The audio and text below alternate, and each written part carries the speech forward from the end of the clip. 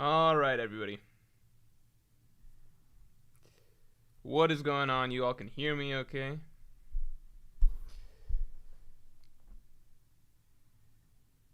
Sleeping Danger asked, what if bro broke his shoulder trying to start stream? Good news, I did not break my shoulder. Yeah, I see everybody's very happy to see me. Everybody is happy that my shoulder is not broken. Thank you for the well wishes. I appreciate it. Guys, let's get this. Oh, Phoenix Allen knows what's up. Let's get to 100 likes. Step number 1. Let's get to 100 likes. All right. 100 likes time. Let's get the stream to 100 likes. Tala asks, can someone here help me with calculus? Have an exam tomorrow. Calculus. I always hated math in high school because it was like the only class you can't really BS math, you know?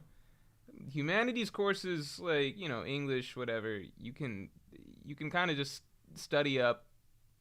You can study up in the morning, but you can learn a lot. You can pretty much learn whatever you need to learn pretty quick before a humanities exam or test or whatever you got to do. But math, you kind of gotta you gotta do the work, you know.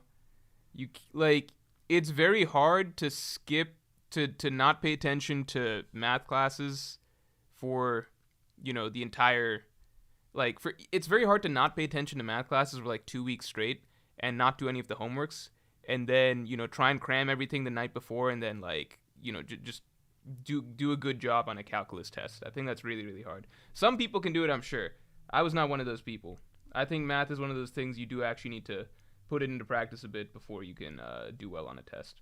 Anyway, that was just my random tangent before we got to 100 likes. We got to 100 likes, and I can talk about One Piece.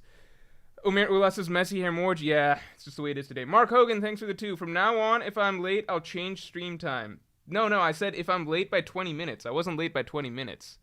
if I'm going to be more than 20 minutes late, that was the rule. Uchek, thanks for being a Pirate King member. Thanks for being a member for 9 months. Like the stream. Shit, I forgot to talk to... in the last podcast, I was supposed to talk about the Pirate King tier.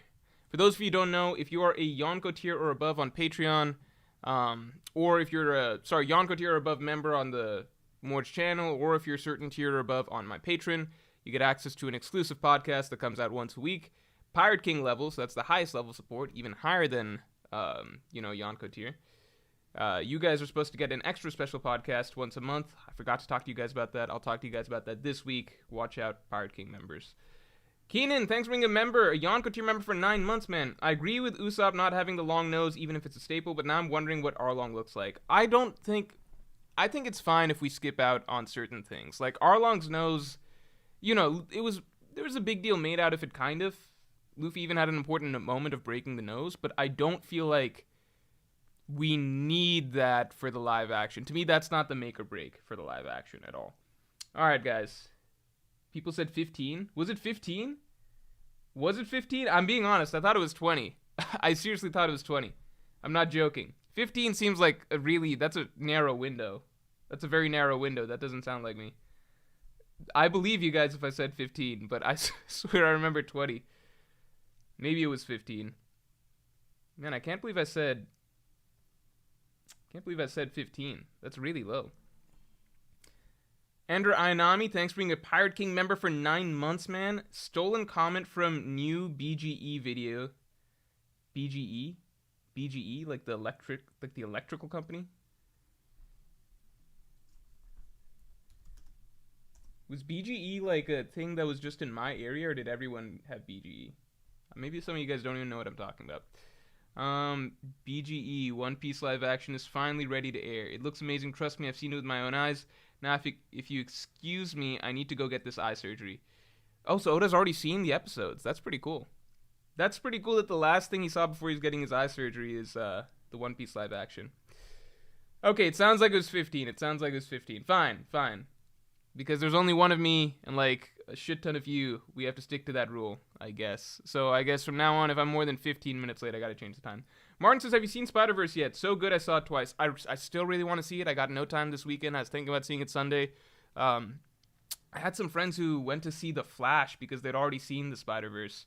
And I was like, why are they going to see The Flash? Isn't that shit ass?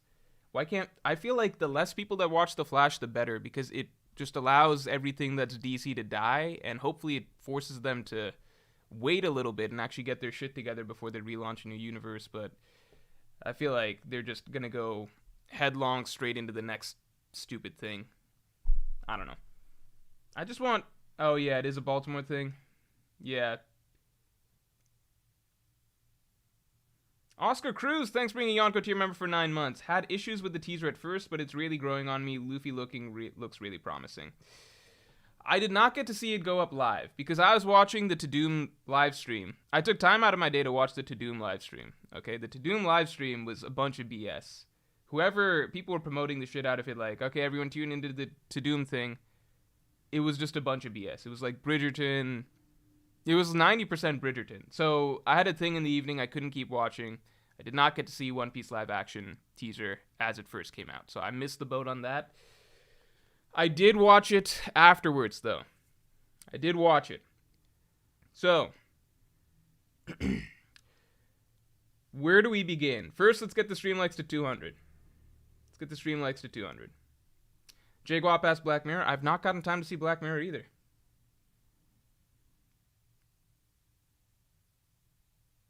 Cigar Verg, thanks for being a Yonko tier member for 9 months. This year, One Piece has been straight fire all across manga, anime, and this live action. Greatest time to be a One Piece fan.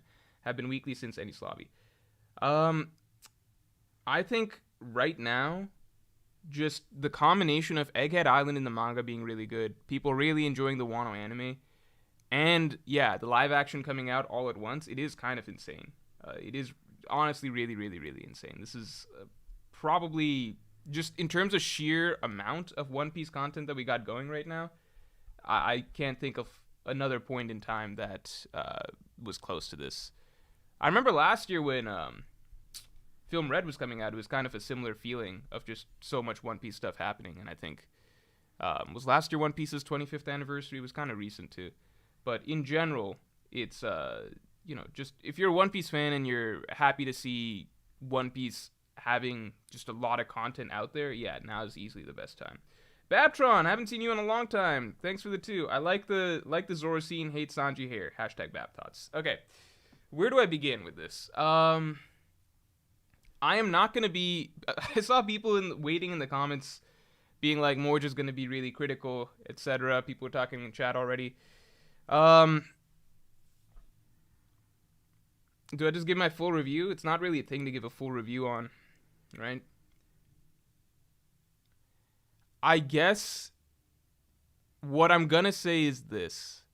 I'm not gonna judge the live action, and I know this is generic, a lot of people are saying this. I'm not gonna judge the live action off of just this trailer. Okay? That's not very fair. There are plenty of things that don't have great trailers and have great shows.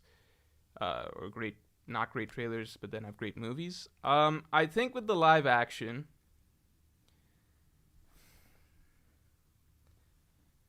I think that it's going to be... I think I'm going to find it entertaining. That's number one. I think I'm going to find it entertaining. I did enjoy seeing just the characters that I know. Luffy, Zoro, Nami. I liked seeing Zoro fighting with swords. I thought that was a cool scene. I think Nami looks the part with her small bit of dialogue. Sounds like she's going to fit the part. Thought it was cool seeing, a marine base for the first time. I thought it's cool seeing shots of, the ships and everything like that. The, just the things that we associate with One Piece that we've seen in cartoon format, in manga format, brought to life. I think that's all very, just through sheer curiosity and sheer novelty of being able to see all of that stuff in live action format and seeing this version of the Straw Hat Crew, I think I'm definitely going to be on board to watch at least the first several episodes. And if I'm being honest, even if the first several episodes, let's say they're really bad, hypothetically, right? I would still just want to see it all the way through to the end. Episodes 1 through 9, 1 through 10, 1 through 8, I think actually there's 8 episodes, right? So I'm on board. I'm on board to watch. That's where I'm at. I'm on board to watch. Now, let me also shout out the biggest highlight from the trailer to me. It was Buggy. I thought Buggy looked cool in the trailer. I thought it's... Buggy looked cool in the trailer. I understand a lot of people feeling like certain things look fake or, you know, not what they imagined, but I was talking to my friend about this who he's not too in tune with the One Piece community, so he's coming in with just his outside thoughts. And one thing he said was, which I think rings true, is that it's better to have a whole world where everything looks somewhat artificial, somewhat cartoony, etc., than have a very realistic set where then you just have some random CGI that looks really out of place, right? So, for example, if we look at the Sea King, if that Sea King was in like Pirates of the Caribbean, which has a much more grounded feel to how everything is shot, the environment, everything like that, it would look terrible, right? Pirates of the Caribbean, they had to put in a lot of work to make that Kraken feel like it fits in that world, right? If you picked up the One Piece Sea King and put it in Pirates of the Caribbean, it would look terribly out of place. That One Piece Sea King, in the context of this live-action show, which everything already seems a little bit, fantasy, a little bit, you can tell there's going to be a lot of CGI going on. You can tell that just everything from the colors, the character designs, etc. It's not a very realistic take on it. And obviously it's not supposed to be that, but what I'm saying, I suppose, is basically like, we can expect CGI to not look great in a lot of points. Luffy's arm being an example of that, but maybe if the entire show is done in that style, and things even feel like a bit video game cutscene-y in certain moments, I think that'll be okay, because I think we'll all just adjust to that being the style of the show. You get what I'm saying? Like, rather than everything being, like, 10 out of 10 CGI, or whatever, so that it feels very realistic or believable, I think if we just get on the board with everything being like a 7 out of 10, but the whole world is going to feel like that, so it'll all feel consistent, then you kind of get in, you can immerse yourself more in what's going on screen, okay? So some examples that me and my friend were throwing back and forth were like the live action version of Alice in Wonderland, which I don't think was a good movie, but not because of the world that it painted. I think just the plot, characters, etc. was too, it just didn't have a good story or anything like that going for it. But I thought that the world it created, even though it wasn't great CGI, because everything was consistent, you felt like you were in a fantasy universe that was stylized to a certain degree, and you could kind of roll with it, even if it wasn't great. Another was Oz the Great and Powerful. I think stuff like this, where everything's just very, if they can hit that sort of level of consistency, at least create a consistent style or feel to the world, that matters more than Luffy's arm looking amazing, I think. That's where I'm at right now. But those aren't the main talking points about this trailer, are they? So there's more. Let me take a break and take a look real quick at what other people are saying. Let's get the stream likes to 300. Keenan, thanks for the 5. Who are you looking forward to seeing more in live action? Shanks and his crew or Buggy? Honestly, I'm really excited to see, if you ask me right now, I would say, I would honestly say Buggy, just because we got to see a glimpse of Buggy in this trailer, and it's kind of like, well, I want to see more of that guy, because to me, it was the part that stood out the most out of it. I think that was the one sort of, whoa moment for me in the trailer, where I was like, oh, holy shit, like, that's how they chose to depict Buggy. That's kind of cool. I imagine that they'll do Shanks very well, but it's just because I've seen a glimpse of this one thing, let me see the full picture, versus don't know anything about Shanks. So, however they do him will be however they do him. If I'm being honest, the character that I want to see most, because we're in East Blue, the character that I want to see most is Mihawk. Because East Blue Shanks, he has a cool scene with the Sea King and everything like that, yes, but for the most part, he comes across as a normal guy. That's the idea, right? He's a normal guy. He has that cool scene with the Sea King. I'm very interested to see how they display his Conqueror's Haki and stuff. But Mihawk is really the only character in all of East Blue that is a top-tier character introduced into East Blue that is made to feel like a top-tier character. Just that sort of, like next-level presence, the however you want to call it, aura that he's got around him and everything like that, the presence that he brings, the intimidation factor. All of that. I think that would be very, very impactful. If they can nail that well, then that tells me a lot about how they're going to be able to portray significant characters like that in the future, because a lot of One Piece is just hype character introductions, hype character reveals. A lot of One Piece is hype, and Mihawk is the first, whereas East Blue is more so focused on characters, storytelling, stuff like that, emotion. Mihawk is that first taste of, this is what One Piece looks like down the line, So Mihawk, I think, is maybe the moment I'm most interested in seeing. right off the bat, but I also want to see how they do all of the emotional character storylines. I remember during the most recent Reverie, we talked to Matt, and I got to ask him, like, what scene do you think you guys did the best out of all of this first season? And his answer was Help Me, which I think is a great answer on paper, because that's really what's most important to nail out of everything, right? Just the emotion, the drama, etc., because even if the CGI, etc., is not great, even if there's some clumsy action or something, if One Piece can hit the emotional highs that we like from it, then I think we've got a series. I think. So Babtron said, hate Sanji hair. I missed that part too. I think Sanji's hair honestly looks fine. I think it looks fine. And yeah, the Zoro fighting scene I think is good. The Outback Pandas, thank you for the 10. Spider-Verse so good, I'm gonna see it every week till physical/digital release. I was kind of just reading it, I was like, I thought you were gonna say till you physically collapse or something. I love Blue Beetle comics, so it hurts to see the character come to the big screen like this. Yeah, man. Look, it's just... Wait, was Blue Beetle in The Flash? Was he in the Flash movie? Was Blue Beetle in The Flash? I guess this is a spoiler. I don't care if I spoil you guys on The Flash. You guys shouldn't... I actually hope I encourage you guys not to see it. Because, again, if the Flash movie bombs, then maybe DC actually has to get their shit together. Honestly, with Blue Beetle, I feel like they're just trying to... Like... You know what's funny is that Marvel has... Spider-Man's at an all-time high right now in terms of popularity, right? Between the Tom Holland stuff and obviously Spider-Verse, Miles Morales... and even Spider-Man fucking video game that just came out. DC doesn't really have that type of character. Blue Beetle's their best shot at it. Even the Teen Titans, none of them are really, like, Spider-Man-y. You know what I mean? None of them. I guess you could try running with something with Robin, but it's really not the same. Big Bro Cook, thanks for the 2. The show has a Spy Kids vibe. I mean in a good way. Yeah, like, if you want to go for that... I think that the show is going to be very campy. That's how I feel. So, if we can roll with that, then maybe it's not the end of the world. Sheriff Laffy, thanks for being a Yonko team member for 9 months. Can we talk about the wig/hair? There had to be a more natural color for Nami's actress. Somehow Zora's actor has more natural hair. Okay, so... I don't think that the wig... Okay, my take is this. I was on board with you initially. Again, I talked to my friend after this just to bounce thoughts and everything like that. And he was of the opinion that if everybody's got weird wigs and stuff like that, then we'll probably just get used to it after a bit.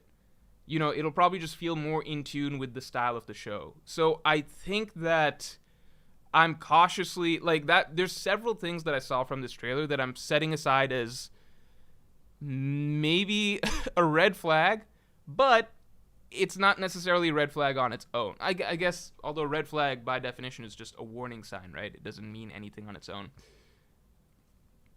I'm setting the wigs aside as, like, I'm going to wait to see how they do everything else. You know, if everybody's in kind of kooky character designs, everybody's got some, you know, almost like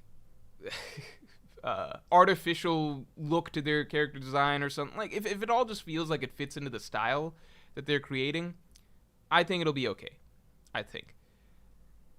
At the same time, right off the bat, I would agree just at first glance that the wigs and the hair, especially for Nami's actress who has perfectly fitting natural hair, or even slightly dyed natural hair or something like that that would fit. I don't know. I don't know how necessary it was. Banoit, thank you very much. I donated before the stream. Sorry for impatience, lol. Oh, my bad. Let me take a look real quick. No worries. I didn't realize. Well, I'm catching up to you. Let me see. Yeah, I'm waiting for a little bit for the stream to keep going a little bit longer before I really get into heavy thoughts on it, basically. So right now we're just answering, like, ticky-tack questions, because there really is, like, it's kind of crazy that it's happening at this point. We've been talking about the One Piece live action for so long. So the amount of scrutiny this is going to be under, and just the amount of discussion that's going to come out of every single little bit of information, every little new teaser, new trailer, new promotional material we get out of this, it's going to be crazy. Reflexy, thanks for being a member for 4 months. Love the trailer. It's different, which is great. It is different. Okay. If you ask me, like, straight up, like, do I think the trailer is good, bad, as good as expected, whatever, here's the thing. in my mind, there's not a clear way to do One Piece well in live action in the first place. So it's kind of like, how do I put this? So I read Dune before the Dune movies came out, right? I didn't see all of David Lynch's Dune, but even a glance at it, just seeing scenes and stuff, you can tell that it's not the best way to adapt a movie or adapt that book, right? Dune is the type of book where it's like I could have a vision in my head of like what Dune would look like in live action, you know. So when Dune like the newer version of Dune came out, it was like, okay, this is like an elevated version of what I imagined. Okay, with One Piece, I think the same applies to things to me like Spider-Man or Bat. Like there's a vision you can have in your head of, okay, what would a good live action version of this property look like, right? With One Piece, there really was nothing in my mind as to what would a good version, live action version of it be. So I had no real expectations because I couldn't even imagine One Piece working in live action format. So I had no expectations going into the trailer. There's not a thing in my head of like, it should look like this or it should look like that. It's more like I'm taking it blank slate almost. Like, how are they even attempting to make a Sea King look in live action? How are they even attempting to make, you know, some of these characters like Zoro's Three Sword style look in live action? Okay. So for me, the trailer, if you ask like, is it surpassing expectations, below expectations, whatever, it's kind of, the answer is neither, which is a shitty answer, but it's just what it is. I didn't really have, like, there wasn't an image in my head of what it's going to look like. Now, if I take myself away, right, from being a One Piece fan and I'm just like, okay, if I'm just watching it as though I know nothing about One Piece, as though this is a completely new property to me, I don't know what it's about, whatever, would I watch this show on Netflix? Does it look good to me? I would say no. That's the honest answer. I don't think that that's something that people want to hear, but I'm just trying to separate myself and be like, okay, if I wasn't biased in that, oh, I would like this to do well because it's One Piece, added bonus, I'm a One Piece content creator, so I would love for this to do well and help expand the scope of the audience base for it or whatever. If I separate that and I'm just like blank slate, I know nothing about the show, this trailer pops up for me, I would think it's bad. That's kind of just the truth. But at the same time, it's just a trailer. So to me, it's kind of like, let me add this. When I was a kid and I first saw a teaser for One Piece, granted it was for kids, but a teaser for One Piece on Cartoon Network or Toonami or whatever, I thought that looked bad. Then eventually I got around to watching full episodes, and I really liked it. Obviously, I really liked it.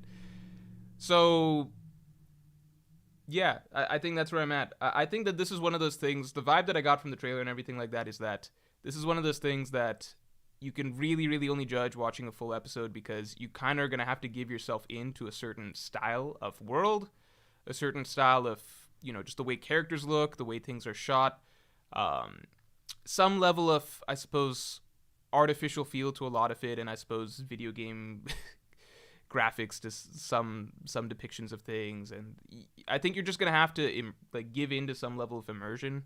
Sorry, it's not suspension of disbelief, sort of suspension of I suppose just allowing yourself to give in to a certain style that's maybe not like, you know, top tier Hollywood material or anything like that, but maybe if you can give in to some of the campiness and some of that stuff. And somebody mentioned earlier, like Spy Kids, I think anybody would feel like, hey, Spy Kids, like if I'm saying objectively, it looks really fucking shitty, but if you're giving into just if you're just giving into it is what it is, then you can enjoy it for being, you know, a bit of a campy, kind of ridiculous, but kind of cool in many ways product, I think. That's my feeling right now. And let me see if I can catch Behenort's thing at the beginning. So before the stream started, Behenort said, people in Discord linked to your Twitter during Netflix E3. I scrolled through it and holy fuck, people actually think world government aren't the final... Wait. Link to your Twitter during Netflix E3. Okay. Holy fuck, people think world government aren't the final villains. Jesus Christ, they think Cross Guild is final boss. Oh, I see. You're just realizing how One Piece Twitter is. Yeah, I don't know. I'm kind of past all that, but I realize that a lot of people on Twitter do seem to think that the world government being final villains is not as important as Mihawk being the final villain. Or that's maybe not a fair way to frame it, but at the very least, a lot of people felt that the world government being the final villains was not as important as Mihawk being Zoro's final villain. So they're like, however that needs to happen, it needs to happen, and that trumps anything else in the story. There were some people that felt that, well, Mihawk could not be Zoro's final villain if world government is last, but Mihawk still needs to be Zoro's strongest villain because they don't care about, I don't know, dramatic increase of stakes or whatever. They just want Zoro and Mihawk to be, I don't know, I just feel like there's a sense that Zoro versus Mihawk is the sacred thing and nothing else, like no other direction or more important shit happening in the narrative can possibly trump that being, like that playing out exactly how readers want it, which seems to be Zoro's final fight, Zoro's most important fight. It has to be that, and fuck it, the rest of the narrative can work itself, in like backwards into pretzels or whatever, as long as we can accommodate that vision happening, which I just don't personally agree with. I still think Mihawk's the world's strongest swordsman. He is the world's strongest swordsman. But I think people just don't like the idea that Zoro fights someone after Mihawk, and especially not the idea that Zoro would fight someone who is stronger, I guess, in other ways than Mihawk, even after Mihawk. But that's old news, honestly. John Ross, thanks for the 5. Matt Owens, showrunner, was on Randy Troy's stream and said that all the extra costumes come from the color walks. Yeah, I saw some Twitter posts showcasing like links and stuff to color walk references and stuff. I thought that was cool. I think that's a nice touch. Sheriff Laffy, thanks for the 550. If we get a good Arlong Park, I'll be happy. The rest could be horrible, but so long as that's good, I'll be happy. I mean, yeah, if we're being really, really, really honest, right? I don't think that One Piece has a strong start in general as a manga, and I've talked about this before in general, in past streams. But it's like, oh, we're really hoping for the first couple episodes to really knock it out of the park. I don't think it has tremendously good material to work with for the first several episodes, I think if I read Syrup Village today, or if I read Orange Town today, or if I read Shells Town today, right, I would be like, this is really, really 1, 2, 3 by the basics manga story. It's very generic, right? It's not nearly as compelling as a lot of the character writing, conflicts, and stuff that you see at the start of a lot of different manga and anime nowadays. And even for its time, I think that Naruto's initial like hidden Mist Village arc or whatever it blows any of the initial One Piece arcs out of the water. I think the one thing you could argue is that maybe chapter 1 of One Piece is cool because Shanks loses his arm and stuff, and it sets up this lore and legend of Roger and this great treasure. But it really,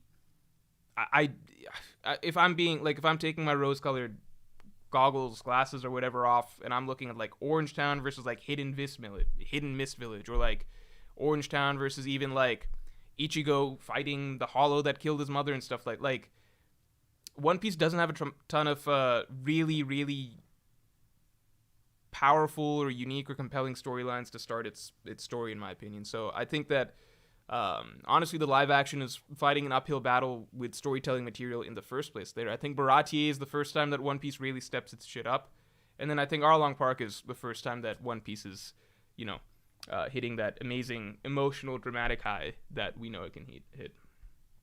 Behenor, thanks for the donation. My prediction on the live action is the newbies will love it, but the manga fans will be very polarized. To me, if I'm right and it's a hit with newbies, I'm happy. So my take is the opposite. I'm surprised that people... Okay. I'm just surprised to see that take, and I think that that's a take that's going around on Twitter quite a bit. And I think that that's a take that I'm seeing a lot of people throw out, and I'm very, very confused by it.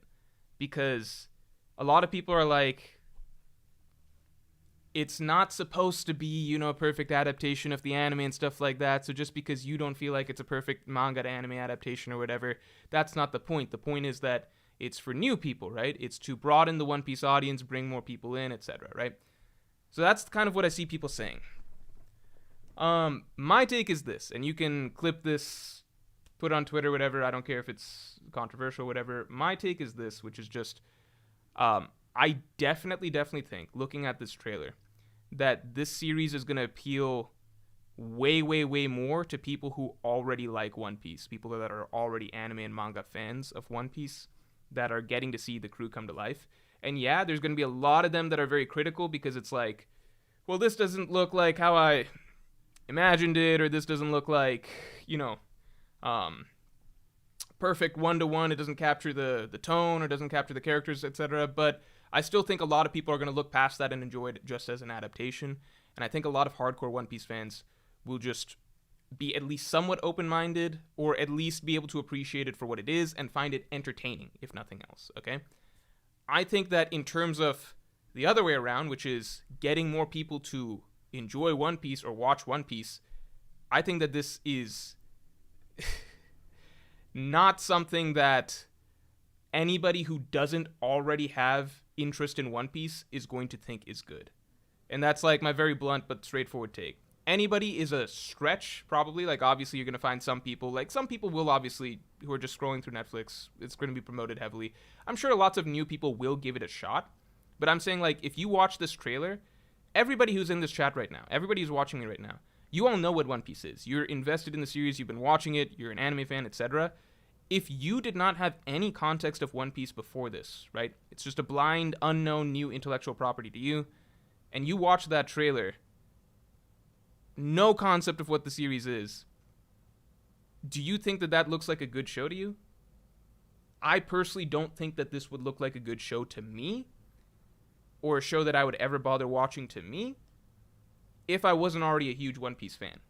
So I think that the broader sentiment that's being pushed, which is that, like, it's not for anime, like One Piece anime and manga fans, it's to bring in new people, I think it's going to be a bit of the reverse, whereas I can't imagine a ton of new people, I really can't imagine a ton of new people getting into One Piece watching this. Whereas I can imagine a lot of existing One Piece anime and manga fans trying to get into this and giving this a shot as just another adaptation of something they already love. That's my take. Yeah. Like, I'm just looking at myself at the very least, and I'm like, if I watch this, I would probably honestly drop the trailer. Like, forget the show. I would stop watching the trailer 15 seconds into, like, partway through Luffy's opening speech, because it would just sound like Luffy's opening speech. If I wasn't already a One Piece fan, I would probably have turned it off during that, personally.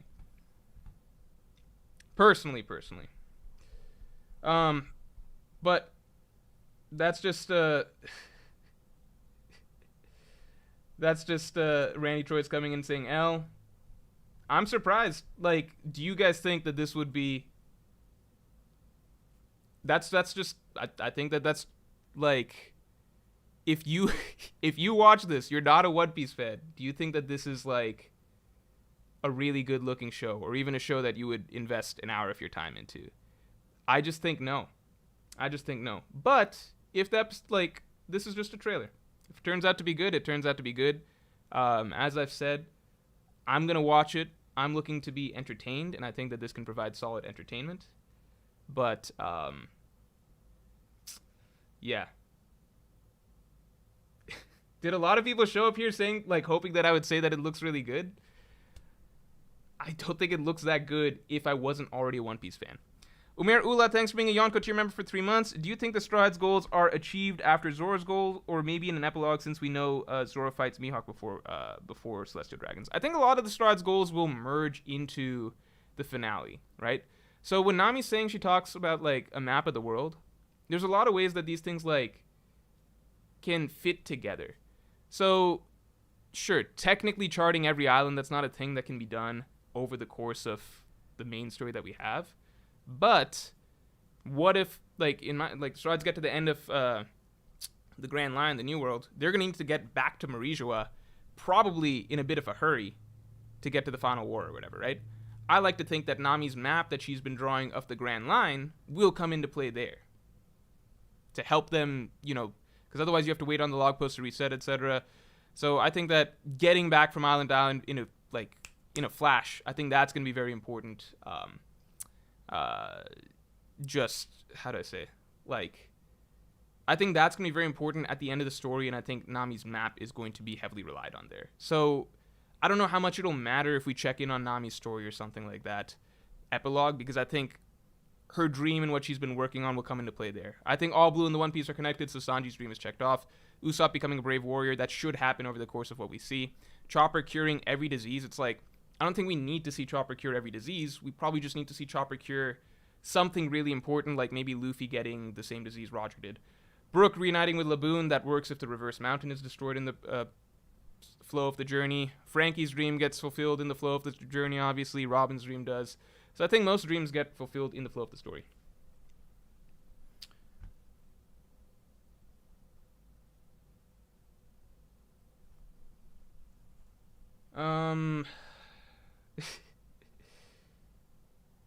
I think, let me take a look at one thing real quick.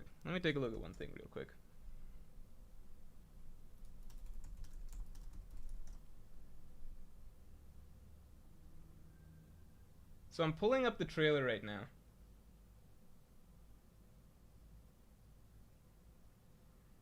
And I kind of want to watch a few parts of it. I can't screen share anything or I get in trouble, right? I'm not going to screen share.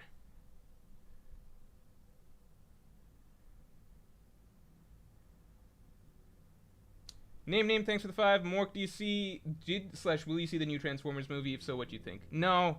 A lot of I like the original Transformers movies. I've stopped watching Transformers after Shia LaBeouf left. Most people watch Transformers for the Transformers.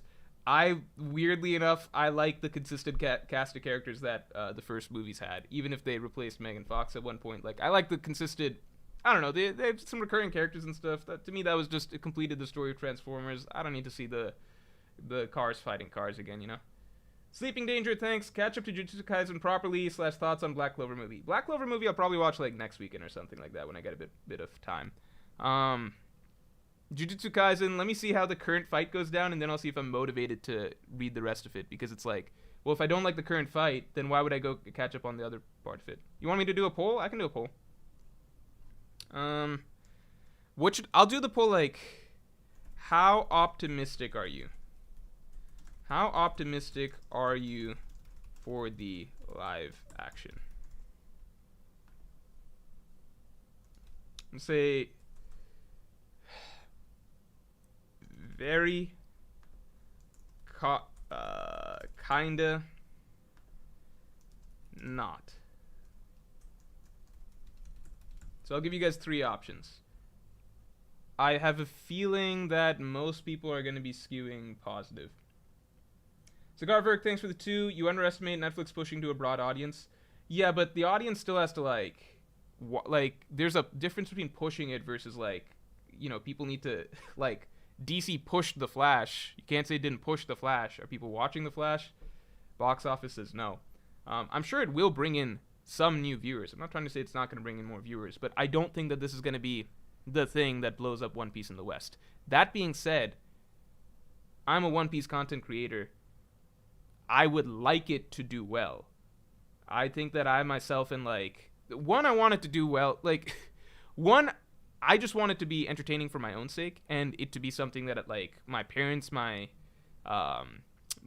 family, like, people who don't know One Piece and stuff can check out and hopefully get an idea of, you know, why I follow the series I follow and why I, you know, put out so many videos and everything like that about it. I would love for that to be the case. Even if that's not the case, right, I would like it to be something entertaining that I myself can just get to see, you know, the series that has been so close to me for so long put into a live action format like this. But lastly, I think that, like, also just as a content creator, it would be nice if, you know, most people are saying kinda, some people are saying very, some people are saying not optimistic. I mean, that's basically just kind of feels right. I'm in the kinda. For the record, I'm in the kinda. But I'm saying, like, if you ask me objectively if I didn't know anything about One Piece and I watched this trailer, I wouldn't be looking forward to this show, you know? Shinkai9, thanks for the 10. I get what you're saying. Despite Dragon Ball Evolution existing, you have a better chance of doing a Dragon Ball Z live action rather than One Piece. I feel a good Dragon Ball Z live action, but not One Piece. Dragon Ball Z live action, like, if it's got the right budget, it can be done pretty well. Because honestly, I look back at, if you just go back and watch Superman fight Zod in Man of Steel, It's basically Dragon Ball Z live like you can go even further back than that. You could watch Neo fight Mr. Smith in the third Matrix movie. That's a Dragon Ball Z fight. Like, go watch that right now. Neo versus Mr. Smith in Matrix. Fuck, what was the third one? What was the third one called? Revolutions. I would not have caught that. I was gonna say Revelations. That's a good, like, you can do Dragon Ball Z action perfectly fine. You throw in some beams and stuff like that, like, that's normal nowadays. Marvel does beam attacks all the time. Dragon Ball Z live action should be very, very doable. As long as they don't get to, like... No, you can kind of do whatever with Dragon Ball Z live action. I honestly think that we're at a point where making characters stretch and stuff, like Luffy's arm, is going to be trickier to do than Dragon Ball Z action, because we've been able to do good Dragon Ball style fighting for a long time. Jay, thanks for the 5. I hope I'm eventually proven wrong that anime cannot be adapted unless it's basic sword fighting type animes, but I don't think so, sadly. I mean, dude, to me, like, I just feel like tons of anime can be adapted pretty easily. Tons of anime. I think that the difficult part is the budget and vision behind it. That's the hard part. There's no reason Cowboy Bebop, if you gave it a bigger budget, and just probably different showrunner, like people behind the scenes or whatever, it's such an easily adaptable series. It's very easily adaptable. It's like, if you look at Cowboy Bebop as is, that show as is, it's hardly it feels more like the other way around. It feels like a live action series that was turned into an anime. You know what I mean? Like, Cowboy Bebop it's just James Bond but with sci-fi. You know? Yeah, my friend and I had a long talk about like just live action One Piece, the trailer, etc. in general, and like we were throwing different stuff around. We're like, yeah, Cowboy Bebop, that's one that should easily actually be done. That's a hard fumble. Like, just because Cowboy Bebop didn't turn out great in a lot of people's eyes, that doesn't mean that it's like because it's an anime. Because it's you've seen Cowboy Bebop in a million different movies and live action. Like, you've seen what that is in a million different contexts. It's just take something like James Bond, put it in a sci-fi setting. That's fine. Like, this is all very doable. It's just that this show happened to not go well. That doesn't mean that it's not adaptable, period. MPA Slick, thanks for being a member for 9 months. Hola, Senor Morgan Freeman. I think the Farmland arc, best arc, I love it. I agree as well. Was adapted well in Season 2 anime. Have you seen it yet? Avatar Last Airbender, live action also announced 2024. I'm not even gonna think about Avatar because of just the way it went last time. Like, again, that's a series that could very easily be adapted well, but I'm just not gonna think about it.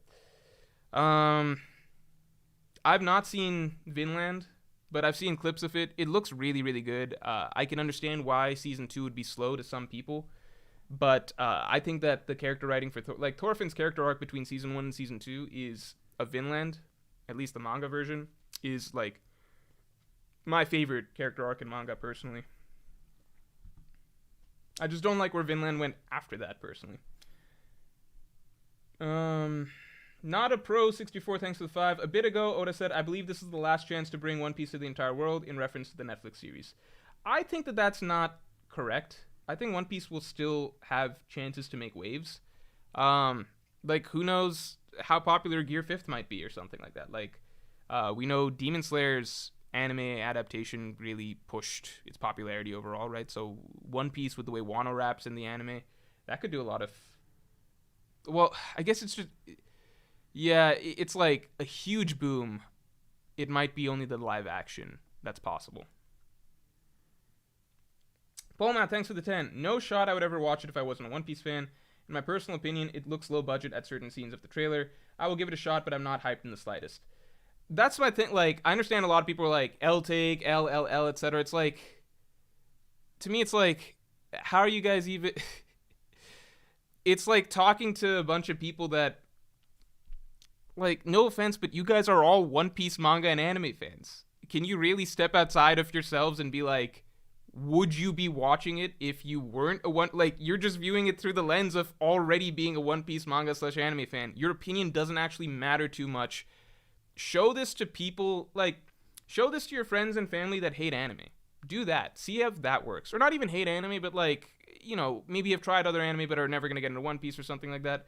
Show this to people that are not One Piece fans, and that's where you find out, is this going to be something that people are going to enjoy who have not seen One Piece, or is this just something that is a One Piece fan's wet dream but not necessarily something that's going to work for a broader audience? Like, I get you guys are all pushing back on my opinion on that, but, like, it doesn't matter how much you guys push back. Your opinion doesn't matter in the grand scheme of things. What's gonna come, like, mine doesn't either. What it's gonna come down to is how many people who do not know what the series already is are gonna take a look at the trailer, the first episode, and think that this is something that is, you know, a well-produced show that they want to stick with for 8 more episodes, 7 more episodes, right? So that's what it's gonna come down to. I'm trying to separate myself. Like, look, I watched, like, the trailer for, like, there's, if I'm being just true to myself, there's very few movie trailers that I watch that I'm like, movie or show trailers that I watch that I'm like, okay, this looks really good, I'm definitely going to give this a shot. That happens very rarely. So for me, it's like, you know, if I'm shitting on, like, the Flash trailer, and I'm comparing to this, I'm like, well, the Flash trailer, like, just pulling myself completely out of it, like, even the Flash trailer looks better than this, like, and maybe that's comparing a movie to a TV show, so it's not fair, but I can compare it to other things. Like, I was not interested in watching House of the Dragon at all, but the House of the Dragon trailer is going to look a lot better than this. Witcher I eventually got into, but, you know, if I see a trailer for The Witcher, that trailer is going to look better than this. Like, you get what I'm saying? Like, if I'm comparing it to all sorts of other shows that I myself already am not that interested in watching, most of those show trailers, in my opinion, look better than this show trailer. You know what I'm saying? Like, is that a really, like, nasty take? I think that's just, I'm really just trying to take myself out of the equation, like my One Piece bias. I'm just like, you know what I mean? I like, am I crazy here? At least in terms of, like, fantasy movies and TV shows, if I just put these trailers side by side, I don't think that the, like, and blind knowledge, so I don't know anything about either, right? I don't think the One Piece trailer looks that good in comparison to a lot of these, personally.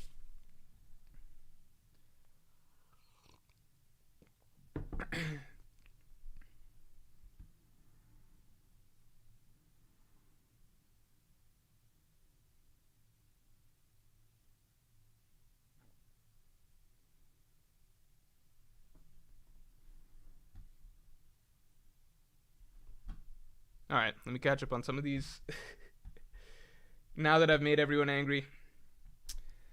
Thanks for staying around, everybody. Let me be very, very clear.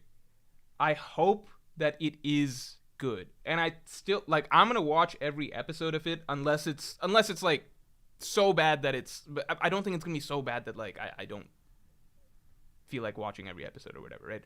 I'm also not going to be the type of person, like, you've noticed I didn't go on Twitter or anything like that to talk about this. I'm not going to be a person that, like, rains on people's parades. If I don't like the live action, I'm just going to mostly keep my mouth shut about it. Trailer, same thing, I'm going to keep my mouth shut about it.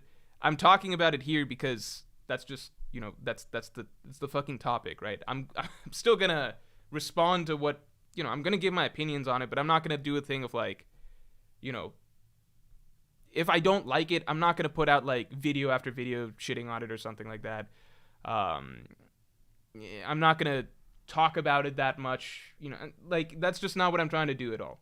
If you want to know, like, just genuinely do I like it or not, I am going to share that, but I'm definitely not trying to just be contrarian or something like this. I would love for it to be good.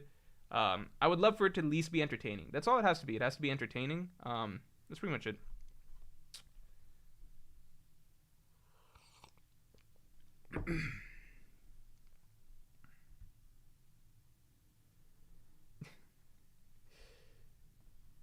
All right. Where are we at?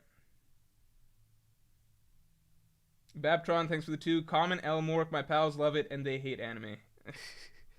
All right, Babtron, I don't know who your pals are, but let's see if they actually end up watching this show. Yours says that, thanks for the 5, the trailer was doo-doo. It gives me Cowboy Bebop vibes. So, I don't know. Apple Killer 2308. Thanks for the 10. I'm glad you're not one of Oda's angels as most One Piece creators I see. I mean, I don't think this has anything to do with being an Oda angel or not.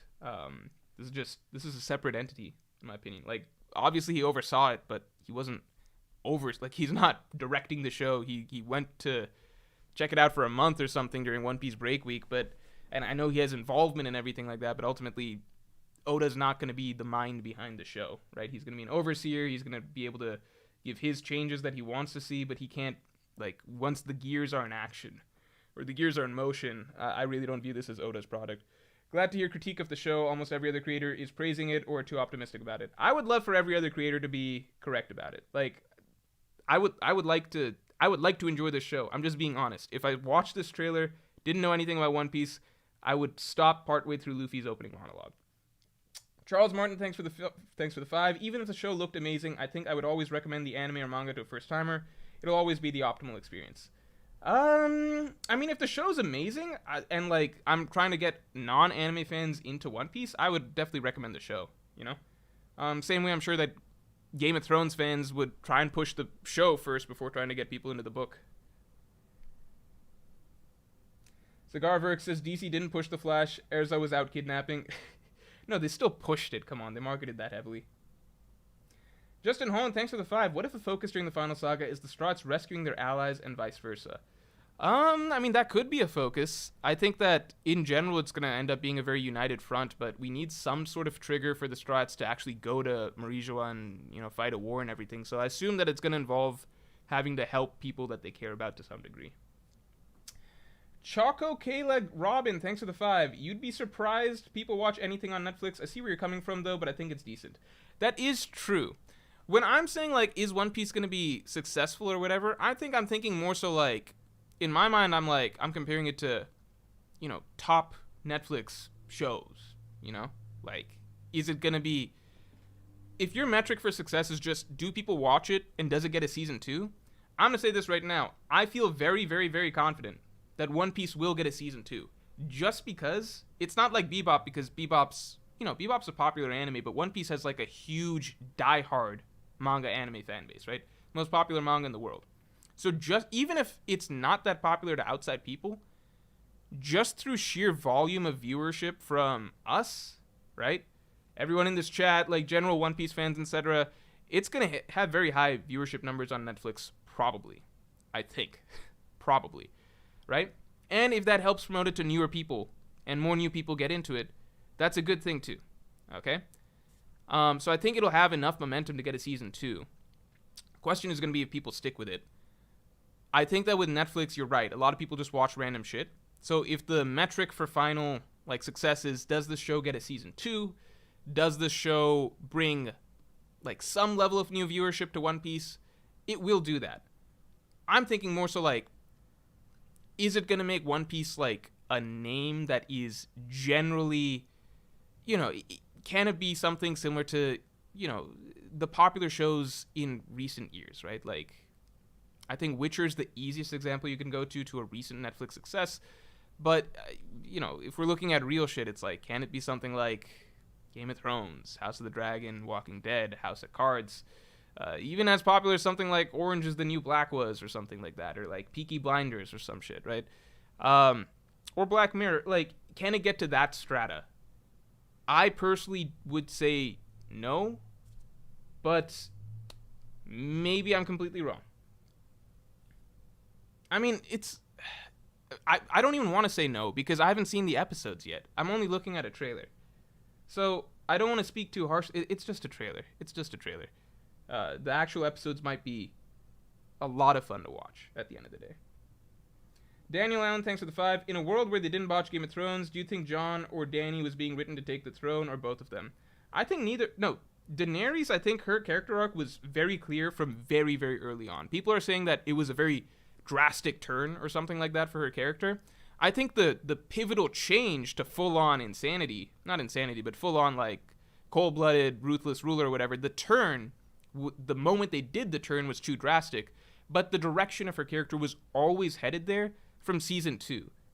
It was literally like, I personally didn't like Daenerys as a character for a long time, because to me it was fairly clear just from a lot of her dialogue that she was being written in the mold of eventually being a bad ruler, like somebody who goes power hungry in her mindset that she's the savior for, the Seven Kingdoms and stuff like that, right? And the rightful ruler, blah blah blah blah blah. I thought that was a clear character arc for her from season 2. I think that there was a lot written for her there, and then from there, that was clearly the trajectory of her character.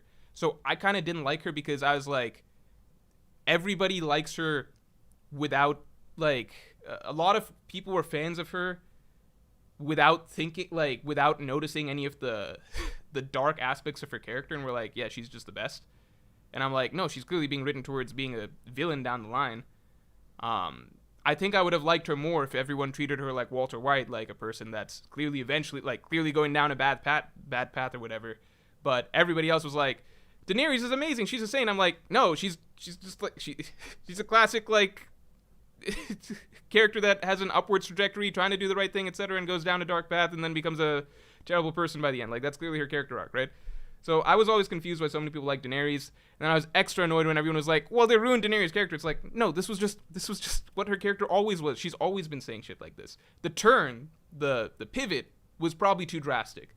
You needed to ease into that. I think that was just the rushed ending job of Game of Thrones, but the final destination was always clear for her, right? So I don't think that she was ever going to be the ruler.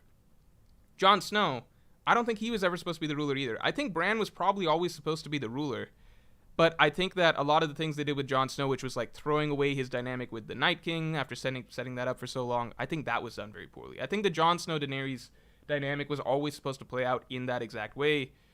Romance, Jon probably having to kill her, etc., but the method in which it was all done was very bad, and Jon being only useful for killing Daenerys was also pretty bad in my opinion. Where are we at? Steve Augustine, thanks for the 5. Is it good for an anime adaptation? Since non-anime watchers don't really watch anime adaptations. That's a high bar to climb to get regular peeps. Do non-anime watch, like, they don't watch anime adaptations, I guess, but it's like, if you don't, to me it's like, if Netflix is going to be putting it on, promoting it hard, putting it on the front of their website, are people even going to think that? I still know a lot of people who are not anime fans who don't know the name One Piece, period. There's people I talk to all the fucking time. I'll tell them, like, I do YouTube. What do you do in YouTube? I cover Japanese anime. They'll be like, oh, I know what anime is. I'll say One Piece. They don't know what One Piece is. That happens to me all the fucking time. One Piece is not, and I can't say it to you guys because you guys are all going to cry and be like, no, One Piece is a household name. Everyone knows what it is. No, it's fucking not. I know. I cannot count the number of times I meet a new person who does not know what One Piece is. It happens definitely more often than not, okay? At least in America. I don't know what other countries you guys live in, but at least in America, all right? One Piece is popular, but it's still not as well known in the West as, like, a Naruto or Dragon Ball. That's just the truth, okay? Because of that, I wonder if a lot of people seeing One Piece live action, like, just are not even going to know it's an anime adaptation when it's being promoted by Netflix, being put at the front of the website and stuff. I wonder. Which actually might be a good thing in the sense that, like, maybe people are more inclined to try it just because it looks like a fantasy pirate adventure, you know? Behenor, thank you very much. Everything aside, I wanted to say it's good to know that even if Soleta Sundays end one day, we still have Morj Sundays. I don't know who that is. Gundam was crazy good this week. I need 2 more cores. Yeah, we still have Morj Mondays, that's for sure. And I'm still trying to stream Thursdays mostly. I don't know if I'm streaming this Thursday. Daniel, thanks for the 10. Thanks very much. I did like the Luffy Nami Zoro banter, as I felt like the only time the trailer didn't try to be epic, which is a common complaint about most modern movie trailers. Is that a common complaint? Isn't the complaint nowadays that, like, people hate? I guess everyone has different complaints, but I feel like a lot of stuff is skewing nowadays more towards try and include jokes, quips, undercutting any sense of seriousness and stuff. I think that that's fairly common. As for the type of humor, I think we just get used to this being the type of humor, which I think is a little bit different than One Piece humor. I've seen a lot of people say, why don't you just keep the same exact type of humor as the anime? I think anime in particular, I think with humor, I think that is one thing in particular that, you know, the Japanese anime style of humor, I think it can be a little hard to translate to live action because a lot of it is really big, overblown reactions. So, like, the classic 1-2 punch of Luffy comedy, right? Luffy does something stupid, you have a character reacting with, like just yelling at him, with their teeth all sharp, the sharp teeth look, their eyes are white, just huge angry reaction, yelling in the background about what he's doing. I've thought about it quite a bit. I don't think that type of humor works as well translated to live action. I think there's a lot of gags just in general that don't translate as well in live action, because I think a lot of Japanese anime relies on, especially One Piece relies on, exaggerated cartoonish reactions from certain characters. So they're going more so, I've seen people say, the MCU style of humor. I'm not going to judge it much on that. Again, it's just a trailer. Let's just see what it feels like in practice, in an episode. Snap, thanks for being a Yonko tier member for 9 months. Yo, I don't believe in the live action. BTW, when will you read Kingdom? I'm living in my car now, enjoying life. Love from Norway. Thank you very much. I'm glad you're enjoying life. I hope you're getting to go on many adventures in your car. I feel obligated to join Kingdom because you just told me you're living in your car and you want me to read Kingdom. So I want to join the Kingdom clan. What's the name for the Kingdom fan base? Is there a name for it? I don't know. Is it like... Never mind. I will try reading Kingdom soon. That's all I gotta say. It's still soon. Zebrahim, thanks for the 5. As far as One Piece live action, I'm just worried because Netflix already flopped 2. In theory, relatively easy to adapt anime in Cowboy Bebop and Death Note. Yeah, I think it's more so a Netflix fault thing than anything else. Like, I don't think that proves that either of those animes are unadaptable at all. I think those are both very adaptable series, Cowboy Bebop especially. But One Piece, we know it has a bigger budget, and more of a hand from the creator, from Oda, as far as I understand, and he seems to like it. Schmike the Melts, thanks for the 2. Would you play Usopp in live action if they asked? I think they've already got a guy for that. Isaac St. Charles, thank you. Morj, you want Luffy to meet Shanks or Dragon first? That's a really good question. I think I'm leaning towards Shanks. Because the Dragon reunion, I feel like the Dragon reunion is just gonna be very, very important for the plot. I feel like the Shanks reunion is important for Luffy's character. I would love to see Luffy... I would say Dragon second. I would say Shanks first just because it feels like Luffy's right there. He's pretty much completed what he set out to do, building a crew that's comparable to Shanks's, becoming a Yonko and everything. Like, he's that level of pirate, right? That it's time to meet Shanks. So it just feels like the whole story has led up to this. So it feels right for Luffy to meet Shanks just around the corner, in my opinion. So I want to check off that box and hit that milestone and then see Luffy meet Dragon. Because I feel like that's a segue into the final stuff, like world government shit, in my opinion. Narrator, thanks for the 10. I've never watched One Piece before. I thought the trailer looked cool, but I'm just into pirate stuff. Oh, interesting point. Have you seen Black Sails? Also, what is the One Piece? Have you never seen One Piece before? I actually don't know if you're joking or not. Have I seen Black Sails? No, but I've heard good things about Black Sails. Also, what is the One Piece? You got to watch the show to find out. I can't spoil that for you. But definitely tune in. Princess Taco, thanks for the 2. I'm glad your L takes are still strong. Choco, Kayla, Robin, thanks for the 5. Do you think it'll be like a Squid Game situation? Like people watch it because other people mention it and get new fans that way? I think it has to be really good. That's the thing. Squid Game was really good, so it got people like that. Fizzle, thanks for the 10. I think the other YouTubers being overly positive is probably a good thing. They have to overcorrect all the negativity. Bandwagoning is real. I'm surprised you've been as optimistic as you have, to be honest. I think part of it, if I'm being honest, is that, like, we've talked to the people that... Well, we've talked to the writer in Reveries, at the very least. And a lot of them have met a lot of One Piece YouTubers have met more people, like members of the cast and things like that. So there's more of a personal connection there, I think. And I know that they're... Like, it sounds very cliche to say, but I know that they're trying their best. And I know that their heart's in the right place. So I'm genuinely being as positive as I can be. That's like as weird as that, as not believable as that might sound to you guys. That's it. I'm being as optimistic as I feel like I can be.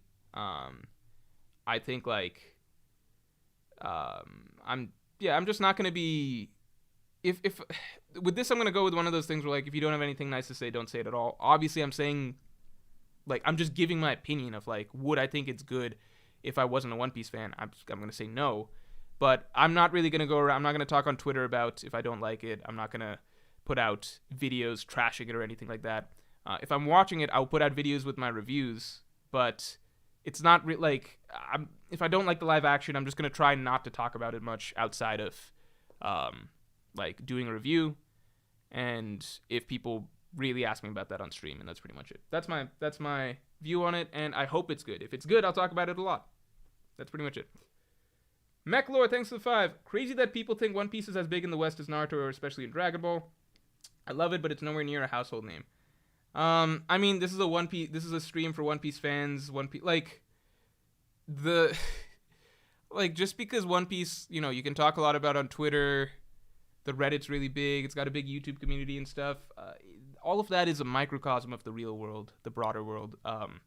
It's just, it can feel like One Piece is a household name if you, at least in America, it's just definitely not. It's just definitely not. Like for me, it's usually cool if like when I run into somebody and I tell them what I do, and they've heard of One Piece. That's usually cool. That doesn't happen that much. It's definitely the minority in terms of overall percentage of people that I interact with. That's all I gotta say. Sean Durrett, thanks for the 5. They released the episode titles. Did you see it? Yeah, and I thought that it looks like they're spending 2 episodes in Baratier, but only 1 episode in Arlong Park, which is that's the only surprise to me, because Arlong Park is a longer and more significant arc. Unless it's going to be something like 1.5 episodes Baratier, segue into 1.5 episodes for Arlong Park.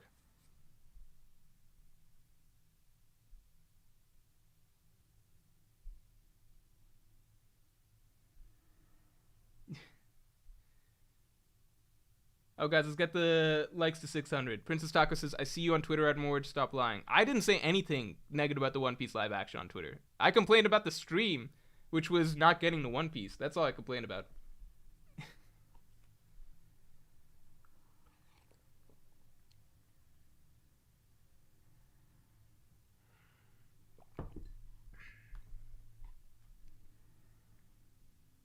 The JM Lou 11, thanks for the 5. Zoro acting like it's cringe for Luffy to name his attacks, despite him calling himself the King of Hell in the last arc.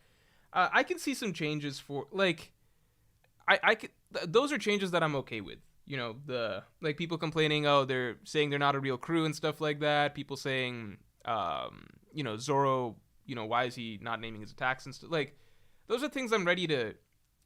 How do I say this? It's not like I don't mind a lot. Whatever changes they feel they need to make it more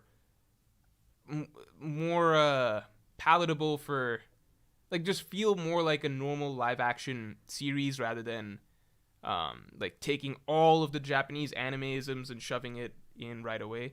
That's fine. It's more like, does it just create a good show at the end of the day? And that's all that's gonna matter, you know. Which we can't really judge till we see the whole thing. Reflexy, thanks. One Piece Season 1's budget is double the Witcher Season 1's budget. Also, yeah, that's just a West thing. One Piece is known everywhere where I live. I mean, the goal of this is to make it popular in the West, according to Oda.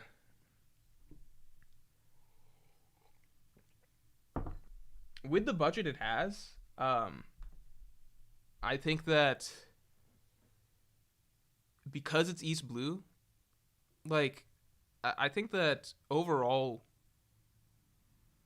there's a good shot of, you know, them doing the action well and everything like that. Like, Luffy's first action scene is what I'm looking forward to the most, probably. I don't know if that's true. There's a lot of different things that I'm looking forward to seeing. Like, before I said, like, Mihawk's introduction, then I said, like, oh, Arlong Park, like, the Nami backstory and help me. I'm also, like, the fighting, the action. I don't know. There's a lot.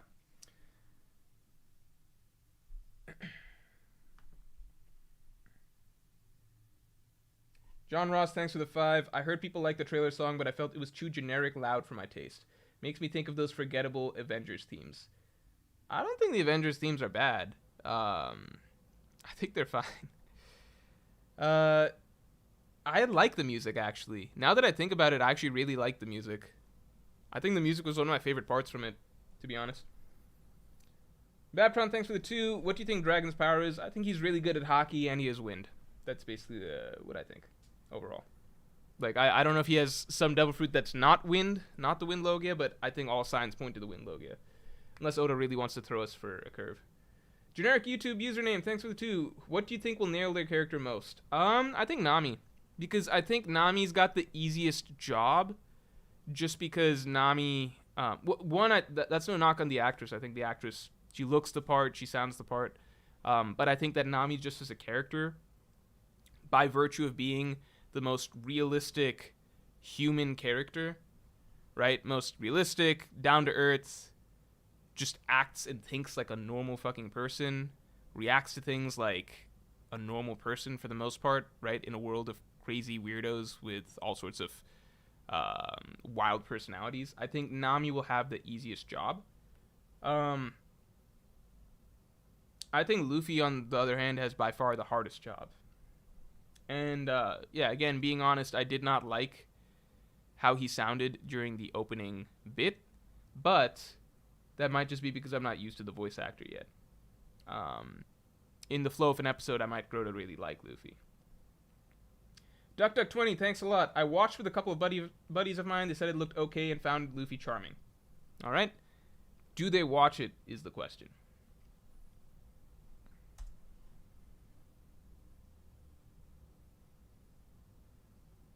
Kalal Brown says, hey Morj, what if Caribou's boss is Crocodile?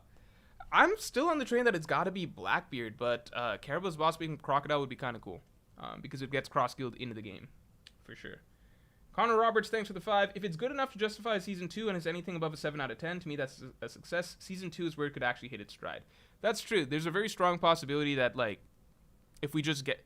I think it will get a Season 2. Just because the viewership will be so high, right? Because, so many One Piece fans are going to watch it.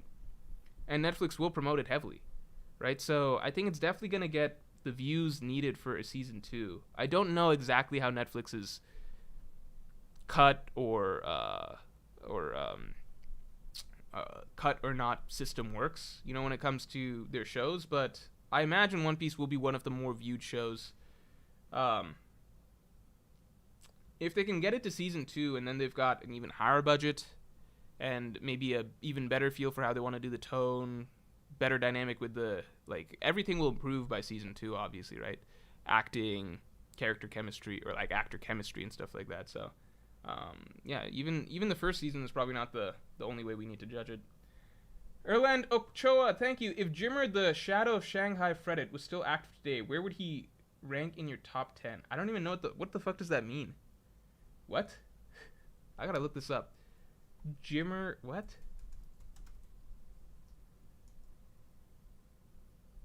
What? Who? He played for the Shanghai Sharks. Yeah, I don't know anything about this guy. Thanks for introducing me to him.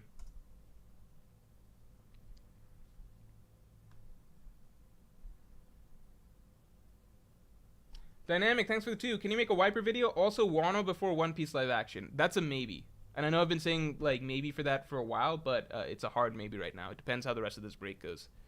Because there's other things that I've also been putting off, just in general, that I'm able to do now, that there's a bit of a One Piece break.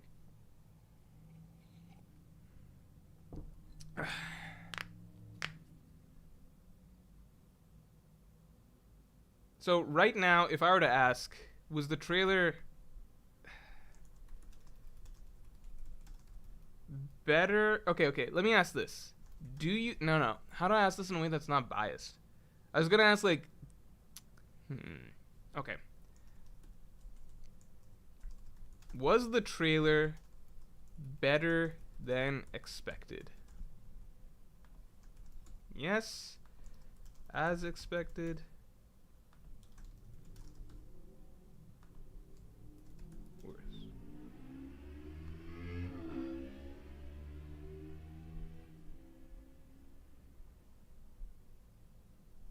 Does anyone know, are they dropping all 8 episodes at once?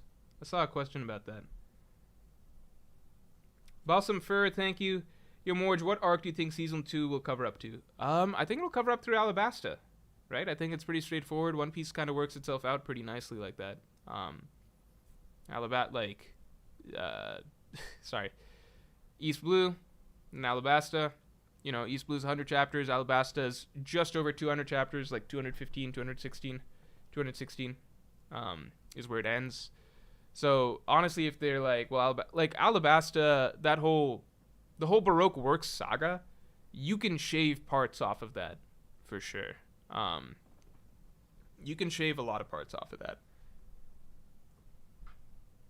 John Ross, thanks for the 2. Hope Tekking's pet Brig Berry is an Easter egg.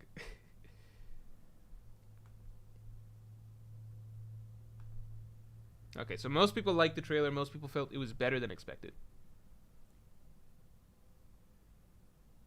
But yeah, Alabasta and then Jaya. No, I think that I think season 2 ending at Luffy defeating Crocodile would be great, and I think that if One Piece is able to adapt the Alabasta arc, then it can do pretty much anything, because East Blue is very, very reasonably adaptable. Very, very reasonably adaptable. East Blue there's no crazy islands. The weirdest thing that they go to is Baratier, because it's just a restaurant in the middle of the ocean. And that's pretty much it. And the hardest thing that they've got to fit in there is like the fishermen and stuff. You've only got 2 Devil Fruit users, Luffy and Buggy. If they get to Smoker and Dragon and stuff, that's technically a couple more, but overall it should be fine. For me, I'll definitely say the trailer was not worse than I expected. It was not worse than I expected. I'm not saying that. The trailer might, like, I tried to explain this earlier. I didn't have a concept in mind of how good it would or should be. So it's really, really hard for me to judge. I guess the trailer was as good as expected, but I didn't have a clear expectation in general. Maybe it was better than expected, but I really didn't know what to think going in. No, I think if they were able to keep up a good pace, if I'm being honest, they could skip Skypiea. They really, really, really could skip Skypiea.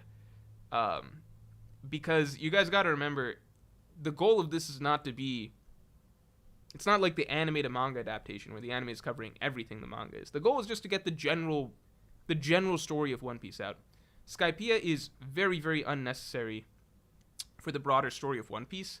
It is great for foreshadowing a lot, right? And giving us an idea of what's to come. But so far, you can still, as far as we are in One Piece, you can still remove Skypiea. And not much changes about the overall plot, you know? I think you guys are really... This is where the wrong expectations are coming in. So one of the things that Oda... You guys are getting upset because I'm saying skip Skypiea. This show, you need to expect that it's going to skip a lot. It's not going to adapt every little thing. And if there's one arc that it can skip, like a full arc, it can skip Little Garden. It can skip Skypiea. You have to understand that like a lot of plot points can be translated or copied over or moved around to different things. And most importantly, when Oda was talking in interviews about the One Piece live action, you got to listen to some of his quotes. One of the things that he said was like, I was really surprised when I heard that they were going to adapt even that arc. I didn't think that would be possible. So understand, when he's saying something like that, it basically implies that Oda, like, from the get-go, we shouldn't be expecting that every arc is going to be adapted or every storyline is going to be adapted, right? They're going to be picking and choosing what needs to be kept. So Oda's already surprised that there's an arc that's particularly ambitious that they are going to keep. That indicates that there's plenty of stuff that they're going to cut. Like, I think that the stream, like, I don't even know what to say to some of these comments, because it's like, it's wildly unrealistic to think that they would keep the majority, like, or keep every One Piece arc you want them to keep. Because if you fucking follow, like Game of Thrones, which is the most successful TV show adaptation of a fantasy series ever, right? That cuts a tremendous amount of characters, tremendous amount of storylines, okay? Game of Thrones cuts, like, a shit ton of things, okay? Lord of the Rings, the movies, they don't have everything the books have. in general, like, if you guys are setting your expectations that this show needs to cover the anime that, like, beat by beat the way that you want it to cover the anime, then you're setting it up for failure. I would expect that they cut Skypiea just because visually that's the hardest to do. Plot-wise, you can move past Skypiea without really affecting anything for the immediate story. You can do a clean transition from Alabasta into Water 7 and stuff. Davy Backfight probably can cut as well. Thriller Bark could potentially even be cut, although obviously it's got some very important scenes for people, but it's like, do you do an entire arc just to have the nothing happen scene? Or can the Kuma Zoro scene happen in some other context? Those are the type of things that are going to be happening with the live action. KGM78, thanks for being a Yonko member for 8 months, man. Had to show up late because I had to change my tire. Oh, I hope you're doing okay now. I remember when I was younger, I thought that changing a tire must be like a really fucking difficult thing. And then one time I got a flat tire and I learned how to change it, and I was like, oh, this is actually really, really easy. Like, this is... they make it pretty simple for you. I thought you had to be like a genius mechanic to do it. What's your take on the live action teaser? I thought it was good, and Buggy's face had me lolling. I mean, I thought it was... I'm not making any strong opinions on it yet. Buggy's face was my favorite part about it. Like, Buggy's depiction was my favorite part about it. My take is, like, because I'm a One Piece fan, it looks entertaining, and I'm definitely going to watch it.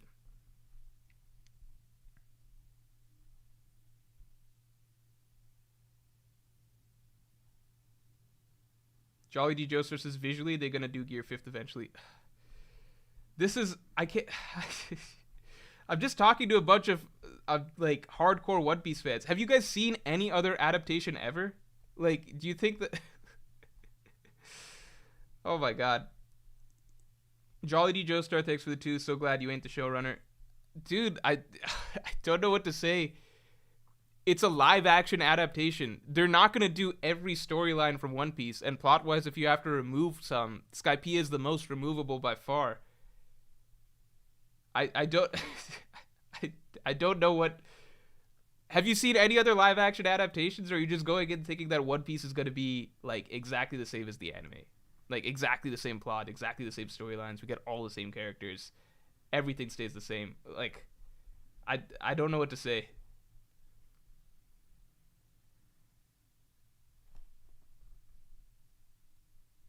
Like, this is major...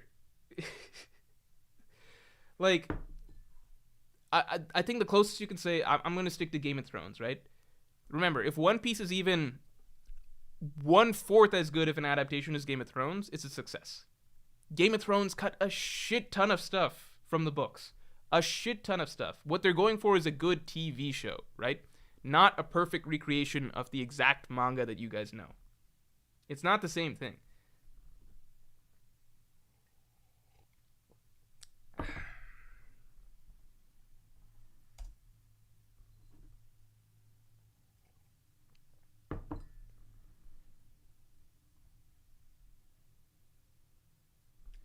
Generic YouTube username, thanks for the 5. Season 2 will introduce Chopper, who will remain in muscle form to avoid a CGI monstrosity, and he will be motion captured by The Rock in a furry suit. I really wonder how they're going to do Chopper. I guess whatever form requires the least CGI, that makes sense. Isaac Cybrandy, thanks for the 5. How far off the source material should the live action go? It's a fundamentally different medium, and One Piece is heavily anime format dependent. I think it should be, like... To me, honestly, with the live action, I think that with the live action, we will probably get a better idea of... how do I say this? Of what's actually important and what characters are actually important, you know? Because, like, let's say the One Piece... Like, it's going to have to shave off, because One Piece is such a long story and such a vast world and so many characters. It's going to have to shave off a lot of different things that are ultimately deemed unnecessary to telling the core story of One Piece, you know? And the core story of One Piece has obviously evolved even in Oda's mind over the years, based on interviews from what he said, right? So, to me, it's kind of going to be stuff like, okay, if randomly, like, if, like, we find out that, like, this is kind of wild, but let's say there's no room for let's say like I'm just. It's very hard for me to give an example that people don't get upset with, you know. But it's kind of I'm looking at Game of Thrones, right? So the same way that Game of Thrones cuts a lot of characters that people in the books are shocked are cut, right? They can't even imagine those characters being cut because they assume that they were vital. But then they watch the show, realize that those characters were cut, which means that for George R. R. Martin, in truth, they weren't actually that vital, right? So I'm not going to throw out some of the names I'm thinking, actually, but I don't know how far off the source material it should go. Rather, I think that based on how it goes, we will find out. We will probably learn something about the source material in terms of if certain characters are not present in the live action. That might be a tell that this character that we thought was really important to the manga is actually not as important as we believed, because Oda feels like the story could be told, the core story of One Piece could be told without them. Cigar Verk, thanks for the 2. Sorry, why are you coming up with so many outtakes? I think that One Piece fans are going way overboard with their expectations for this series. Jolly D. Joestar, thanks for the 2. Skypiea could be at least 3 episodes. I mean, the whole Skypiea arc is like 80 chapters? No. 60-ish chapters. So, if they wanted to do it justice, it should take more than 3 episodes. Delorax, thanks for the 2. That arc Oda was talking about was Gaimon. Daniel Allen, thanks for the 2. Is Lord of the Rings the best movie trilogy ever? I mean, it's my personal favorite movie trilogy. It's my personal favorite movie trilogy. And I think one of the simple reasons is, actually, on the Movie Morj channel, RIP, maybe one day I'll return to you. But one of the first videos I did was why a lot of movie sequels are bad, right? Pretty consistently, lots of time. It's rare that movie sequels are better than the originals, and it's rare that you ever get like a movie trilogy where every movie in the trilogy is good, right? Simple reason is because most movies are made in a series are made independently. So you make one, then if it's successful enough, then you do another. Then if it's successful enough, you do another. But usually the way that these movies are made is with the mentality that, you know, it's not a guarantee that you get the next, or it's supposed to be like a closed off storyline with room for another, right? Lord of the Rings, that movie trilogy is phenomenal to me, not just because, you know, way it's shot, blah, blah, blah, blah, blah, but because, like, not just the way it's shot, not just the acting, not just everything, all of that stuff, but because it was all made in one go as a singular story, essentially, and then it was cut up into 3 parts, right? So it has the same, like, it helps that was also, like, that's the same way that the books were written, as I understand, but it definitely helps that the movies were filmed and that with that same process, because it creates for a much more, it feels like the most fluid 1, 2, 3 movie through line that I have ever seen in a trilogy. It's not just like, all right, we told one story, okay, we're making another story based off of the back of that story, okay, we're making another story based off the back of that story. It's like, this is all one story, and it's just cut into 3 acts, which is very, very different from every other movie trilogy. That's at least a blockbuster movie trilogy that's come out. Actually, just in general for movie trilogies. Koper Gaban, that's a funny name. Thanks for the 5. Live action Luffy, I'm sensing a bit of tension. Morj, why this trailer is objectively better than all of Wano. Isaac said, Randy, thanks. How far is too far off the source material? I don't think it matters how, for me, I really don't think it matters how far it is off the source material, as long as it's a good show. You know what I mean? Like, I don't mind how much shit they cut. I wouldn't mind if they could go so far as to cut certain Straw Hats, as long as whatever they're doing is to make the show, like, it can be its own thing, is what I'm saying. I don't need to see the story of One Piece beat for beat played out in the live action. Same spirit of the story, same general idea of the characters, same broader overarching plot, same general world that they're exploring. All the major beats, themes, etc. need to be the same. Certain key plot points that we really, really want to see obviously should happen. Again, like, you know, like Nami's backstory, that's important. Zoro meeting Mihawk, that stuff's important. Like, things that we really, really want to see, they do need to be adapted. But in general, I think it'd be better if they take it and run with it and make it its own thing that's adhering to the general outline of One Piece, rather than being obsessive that we need to please all of the diehard weeb fans that need to see every single thing from the anime in live action beat for beat. I think that that's much more important. It's the same reason that Game of Thrones was the success that it was. It's the same reason that any live action adaptation of a work is successful. It's when they know when to cut and to make it its own thing, right? So to me, when you're asking how far is too far off the source material, I think when you're losing the big plot points, right? That's when you're kind of losing, like, if you're losing the big plot points and the key moments and kind of the things that make One Piece, you know, like character dreams or ambitions or certain mysteries with the world or the broader overarching conflict of world government versus pirates, things like that, then you're straying into dangerous territory. But like, I'll say something bold like this: like, they could say that 7 warlords is too much. You don't need Shichibukai. You don't need all 7. You don't need 7 warlords. You could just say there's like some warlords, 4 or 5 or some shit like that. Like that's fine. It's not a big deal.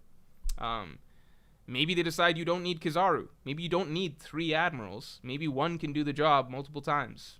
You know, in a live action format, because you got to understand, they're paying these actors, right? They're paying these actors. They got to come up with new costume designs. They got to do so much more work for all of this stuff, different effects. You know, maybe they just decide you only really need Akainu and Aokiji. Kizaru, he's a cool admiral to have, but ultimately he's not as important to the plot as the other 2. You guys get what I'm saying? And I think that's stuff that will upset people, but it's a live action. It's a live action adaptation. These are real actors and real characters and stuff. You don't need everything. Jade FW, thanks for being a Yonko tier member for 7 months. Hope they cut a ton of full arcs. I think we'd be lucky to get 3 seasons. We would want Water 7 over Skypiea in that case. I mean, especially if they're having to rush to finish out the show on a strong note or something if it's getting canceled.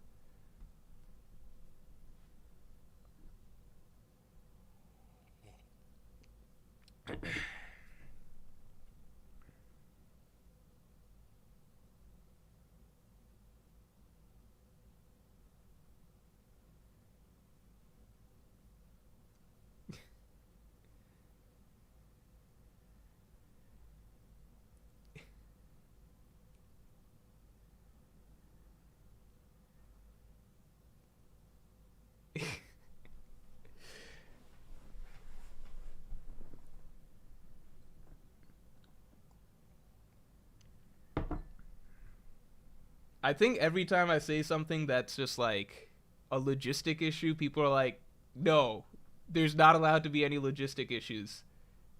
It has to be the same thing. It's like, I just don't know what you guys are imagining, man.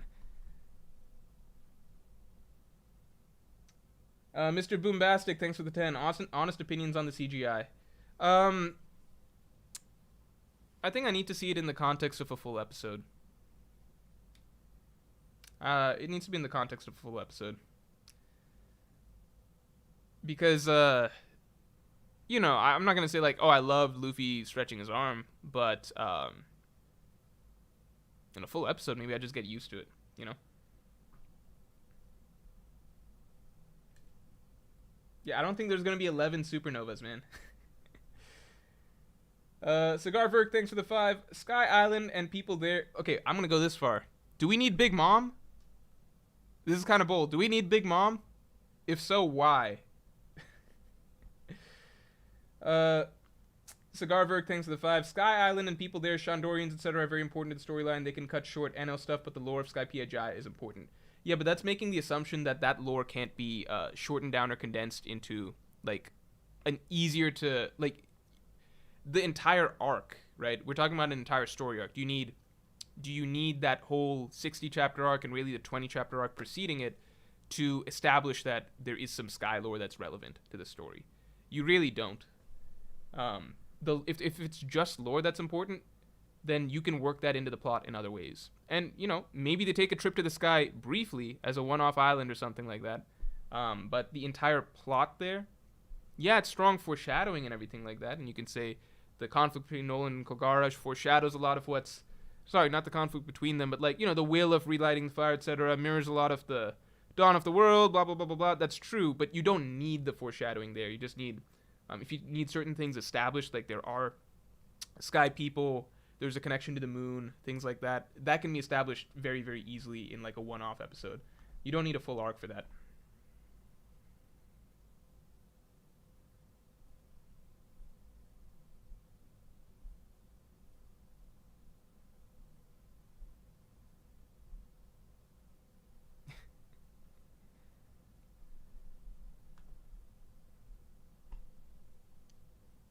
Morj, man, thanks for the 22. Thanks, man. You should watch some trailers for other Netflix book-to-show series and compare. Shadow and Bone. No matter how good/bad it is, I teared up at the barrel scene in the trailer, so for sure I'll love what this ends up being. I've maintained this over and over. I'm going to watch it, open mind. I hope to find it entertaining. I think I will find it entertaining, honestly. I think no matter what, I will find it entertaining. Because how could I not find it entertaining? You know? How could I not find it at least entertaining? I think that's a different question from if I wasn't a One Piece fan, would I stick with this show and find it good? That's different. It's hard to figure out what the mindset of me would be like if I just didn't know anything about One Piece. But would me, as a big One Piece fan, would I find it entertaining? Yes. I find the teaser trailer, or the trailer, whatever you want to call it, I find that very entertaining. I've watched it multiple times. So, yeah, no matter what, I'm going to enjoy probably watching the show. Maybe past a certain point, if it is not good at all, maybe I'm watching it just to watch it, but I'm still going to find it fun for the novelty. The novelty of it, you know, to see Arlong in live action, to see Luffy versus Arlong in live action, to see Dragon for the first time in live action. Jade FW, thanks for being a member for... Oh, no, we covered this. Yeah, we covered you. Let's see. Hunter5xx5, thanks for the 5. It's funny. Human Chopper that turns into a reindeer sounds realistic. Sad that Chopper won't be who he is in the manga. Yeah, Chopper won't be as lovable if he's actually just a kid. Although that is how the fruit is supposed to work, for the record. He should be able to turn into a normal kid, right? Hoops, thanks for the 5. Since you want the show to be different from the anime, I don't want the show to be different from the anime. I would love for it to follow the anime as close as possible, like, or the manga as close as possible. I would prefer that. I'm just saying that realistically, it doesn't matter how big, but like how large of a budget you have. That's just not gonna happen. Like, again, Lord of the Rings, right? Fucking gigantic budget. Probably significantly bigger than this, right? I assume. Gigantic budget, huge production, etc. Even that's cutting a bunch of shit. You know, it cuts a bunch of shit from the books just because you have to. There's no such thing as a live action that's gonna have anywhere close to, especially considering like the length and breadth of One Piece's story. There's no way a live action covers anywhere close to the full source material. So it's not like I want it to be different from the anime. I'm just like shocked to see that people think that that cutting anything like making some basic, like cutting some Shichibukai would be crazy. You know, cutting some like supernovas. We're gonna cut probably a good number of them if we even have them. Do we have 4 emperors? I don't know. Do we even get to the emperors, right? Do we have 3 admirals? I don't know. Do I want the live show to have the Wano raid fail? XD.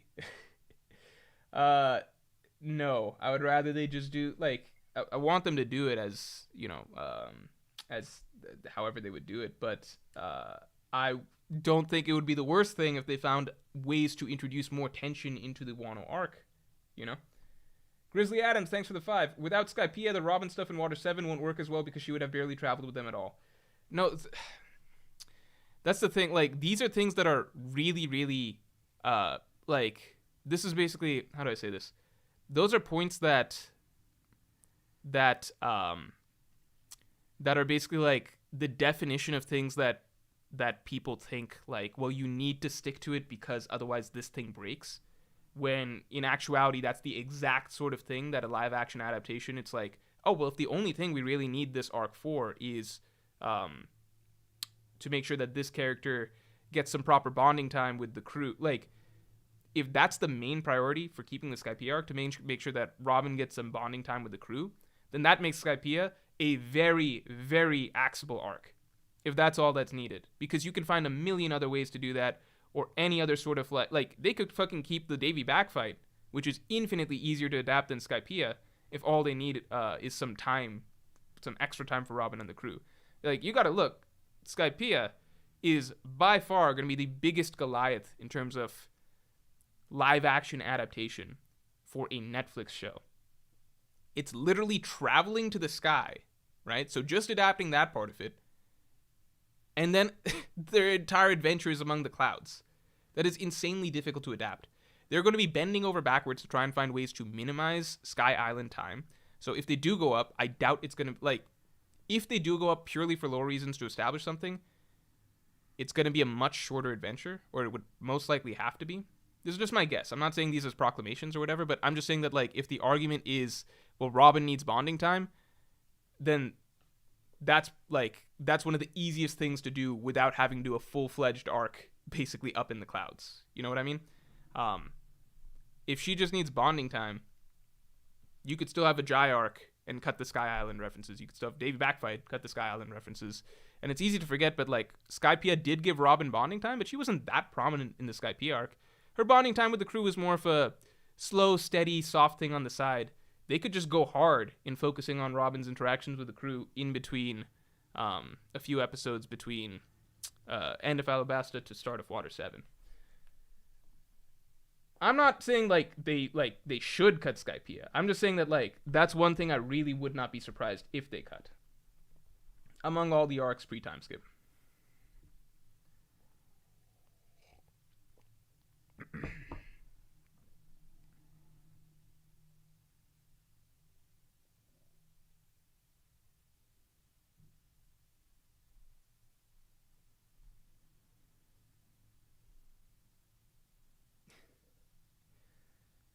Would I cut Jaya as well? Would I cut Jaya?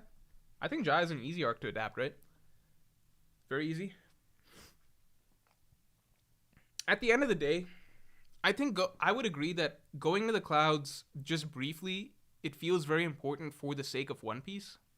But doing a whole story arc there, like spending a whole season there, I don't think that's necessary. Because if you go up to the clouds, you get that iconic One Piece moment of, like, oh, the crew made it to the clouds and everything. You get the dreams, blah, blah, blah, blah, blah. You can pick up, like, whatever lore stuff needs to be established can be established.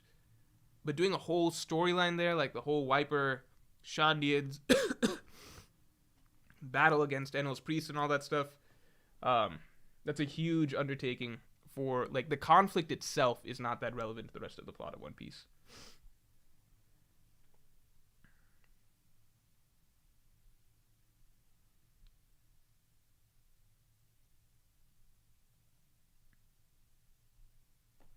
Eric Trelato, thanks for the 5. I feel like I'm going crazy. That trailer in combat was horrific. I don't know what the cope is. Let's hope the show is better. I thought that the Zora fighting was cool, personally. Like, the only bits of fighting we saw were Zora fighting. I thought that looked good. And Luffy stretching his arm, which I need to see it more in the context of the... I think the Luffy fighting thing I'll just get used to over time, personally. Let's hope the show is better. We'll see. Like, I don't think it'll be necessarily good, bad, no opinions yet, personally. But if you ask me my opinion on the trailer, I didn't think that I would like the trailer if I didn't already like One Piece. That's what I've been saying, basically. But the show itself might be good. I think no matter what, it'll be entertaining, to me. Jolly D. Joestar, thanks for the 2. Thoughts on Star Wars OG trilogy? I like the OG Star Wars trilogy a lot. I think that they're great. In my book, they're the only Star Wars. Because to me, it's just like... I view it the same way as just my view on storytelling and what a story is. When everything else happened, like, the rest of it, it's written like 20 years later, he comes back to the story for cash, creates like he's the only mind that's still there, really, from the OG stuff, like Lucas and stuff, and like, from there, everything that comes out of it is just so jarringly, drastically different in terms of tone, style, ideas. Just the feel of it is so, like, it's just, if you compare the OG Star Wars to everything that comes from, like, the prequel trilogy onwards, everything that comes later just feels like a vastly, it's just night and day, like a totally different story. It's just like, if it took, I don't know, it'd be like if One Piece ended and then 20 years later, like, something else started with, like, just everything about the world, characters, style, the way people talked, the way action played out, like all of it was just not One Piece at all. You know, just some bizarro version of the universe, but using the same like core concept of like, oh, there's devil fruits and there's pirates and shit like that. To me, it would just be a totally different story at that point. I just view it as two separate things. So like, to me, the original Star Wars is like close to a perfect story told across 3 movies, not necessarily executed perfectly all the way through, but the original Star Wars, it's like a tight, full story on its own. It's a clean, start to finish vision. Then everything else is just like an infinite, never-ending cash grab, jumping on the same core concept and like using it as playthings. Like throw lightsabers, throw Force in there, throw Jedi, throw Sith, and then just keep making up new shit. That's my take on everything that Star Wars became afterwards. It doesn't feel anything like you can't watch the first 3 movies and then watch other Star Wars stuff and have it feel like it's the same story whatsoever, because it's just like, this is just a bizarre world version of everything. It just feels so, there's just such a huge disconnect in style and just the essence of what you're watching, in my opinion. Wally1, welcome to the Pirate King tier. That is the highest tier. You'll be getting a monthly podcast. You already get the once a week podcast, but there's a special monthly podcast for the highest tier. Here's the thing. This is not trying to... So somebody said, Rafi D. Goat says Clone Wars is peak Star Wars. Here's the thing. That is not to say that everything new is bad.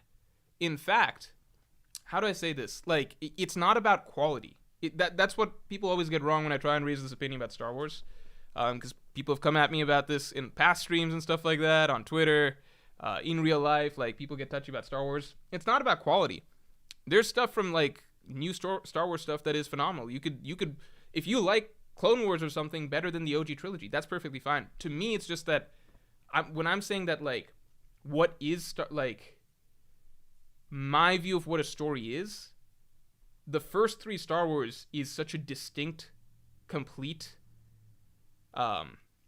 cohesive narrative that doesn't really need anything else. And then everything else is just like a bunch of never-ending content that feels and is produced in a wildly different manner with a wildly different vision, style, tone, world feel, all of it.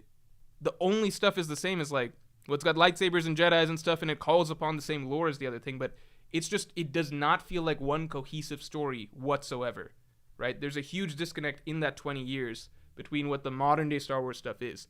You can like it better, but to me, it's just like, I watch these things, no, it doesn't feel like it's the same story. It feels like that's its own whole random bunch of other stuff, and then this was like one self-contained thing that took place 20 years back, you know?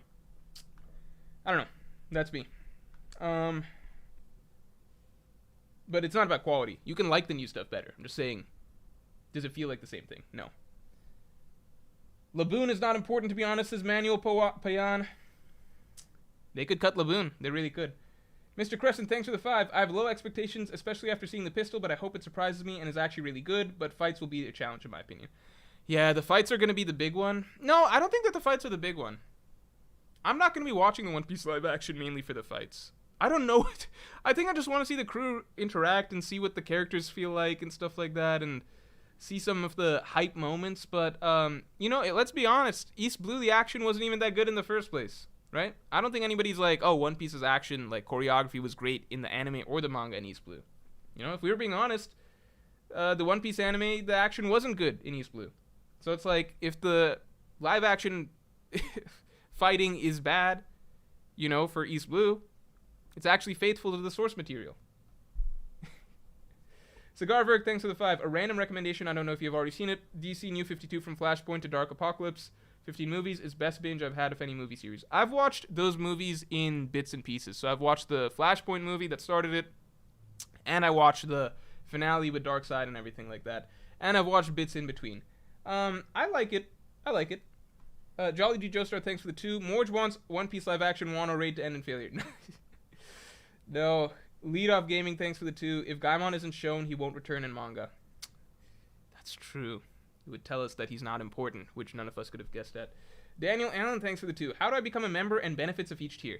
Anybody who's interested in becoming a member, thank you for asking, Daniel Allen. You're my favorite person this stream. Oh, Spade just upgraded their membership to Pirate King tier. Thank you, Spade. I appreciate it. Showing Daniel on how to do it. If you want to join through YouTube, you can support me through Patreon if you like. If you want to join through YouTube, you get emojis and stuff like that added to the chat, so that's nice as well. There should be a button below this video that says join or something like that, or become a member, something like join. There should be a button below that says join. If you want to hit that button, which would be very nice, then if you become a Yonko tier member, you get access to my weekly Unfiltered Thoughts podcast that comes out every Friday.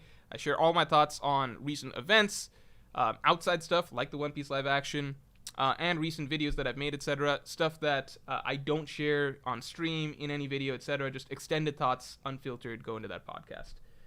Pirate King tier, what I've been throwing around is basically an extra additional monthly podcast that you guys would vote for the topic I discuss.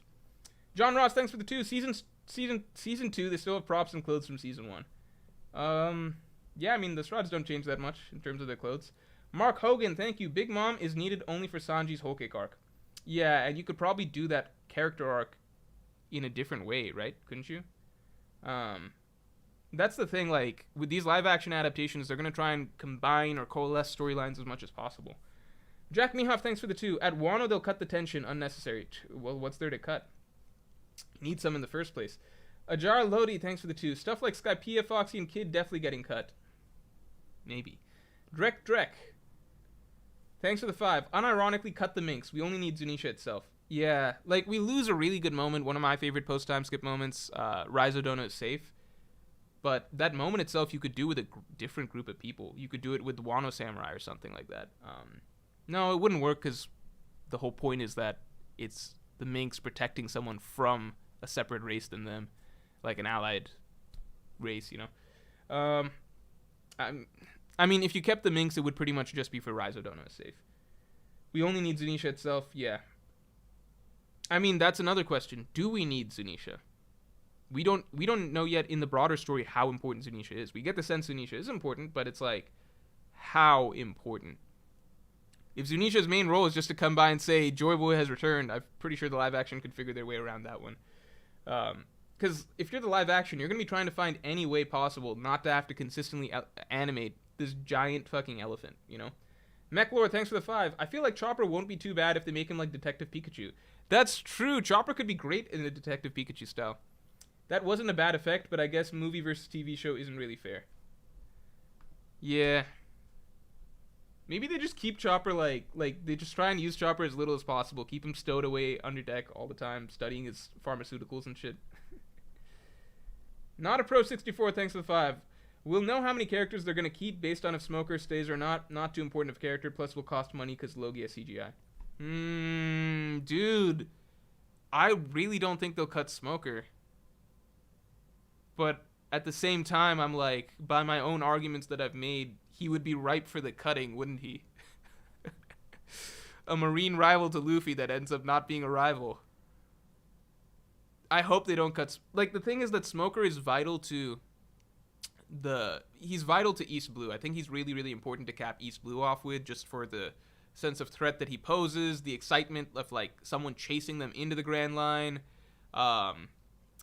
references to Roger. I think Smokers are really... And just showing a different side of the Marines that we hadn't seen up to this point. So I think Smoker, I like to think he's not a cuttable character. But, do they have a cat... Okay, who plays Smoker? One Piece live action Smoker actor.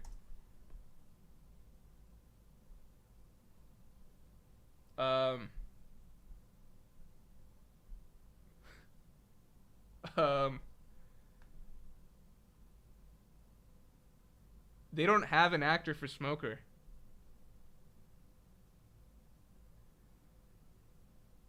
They don't... I'm not seeing an actor for Smoker. Can someone find this for me?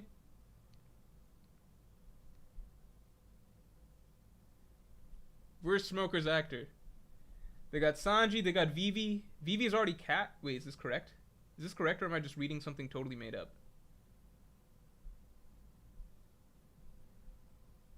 No, this is totally made up. Where's the... Can someone link me to the One Piece live action cast?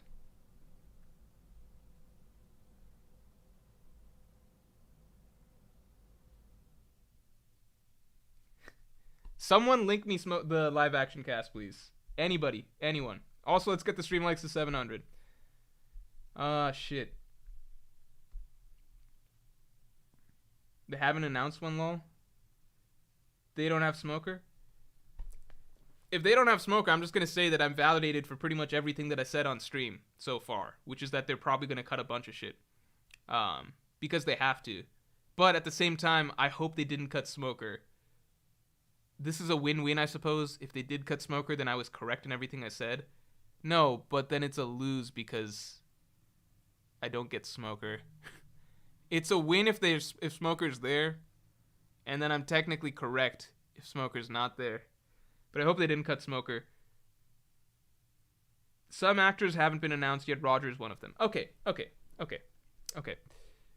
If they haven't announced Roger, and we can safely assume that Roger's not been cut, so I guess we're good, right? I assume they wouldn't announce Dragon because they want that to be extra mysterious, but I don't know. Let's see. Where are we at?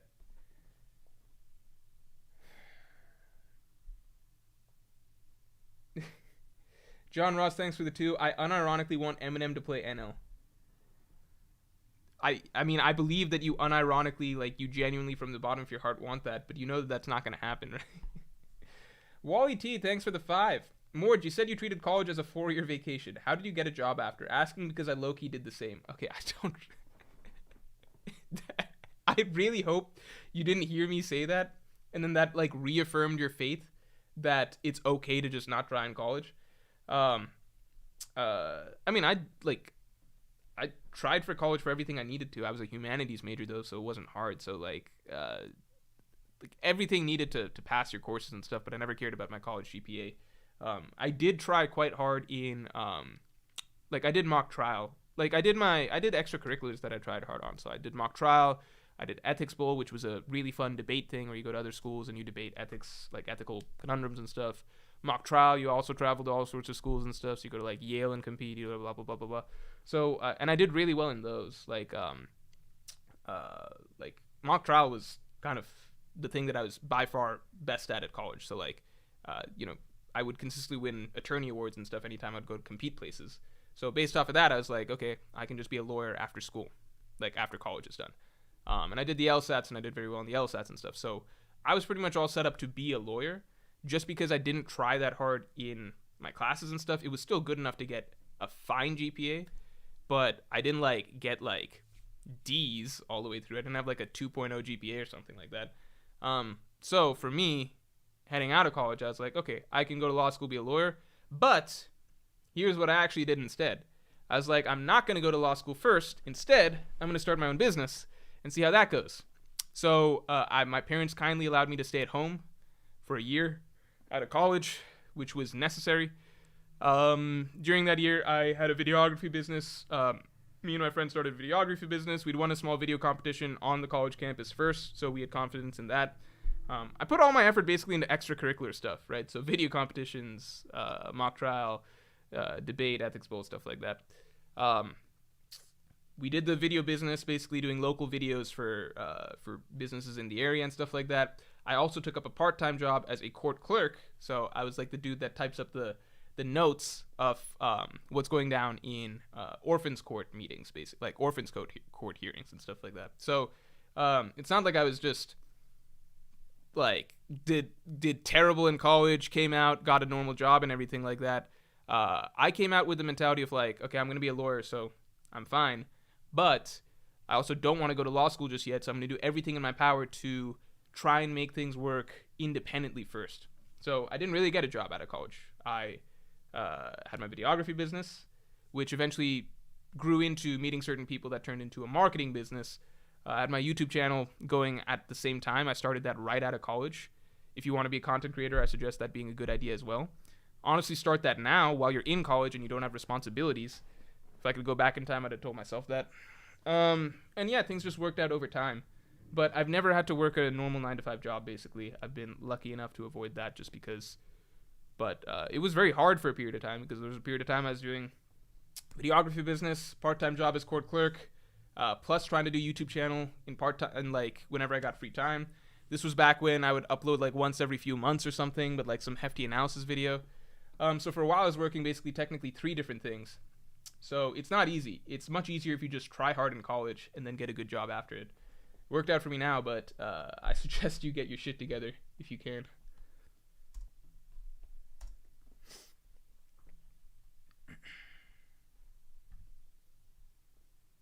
Joshua Ayala, thank you very much. Hi, a YouTube video talked about gods at the end of JRPGs being related to religion in Japan. Could be the same from manga, Naruto, Bleach, One Piece. I don't even know what that means. Gods at the end of JRPGs being related to religion in Japan. I don't understand this sentence. Could be the same from manga, Naruto, Bleach, One Piece. Yeah, they all incorporate references to gods and stuff like that. I don't understand this question. I'm sorry, I didn't get it. Yunus Ahmed, thanks for the 2. Do you think the show will reveal new information? I really fucking hope not.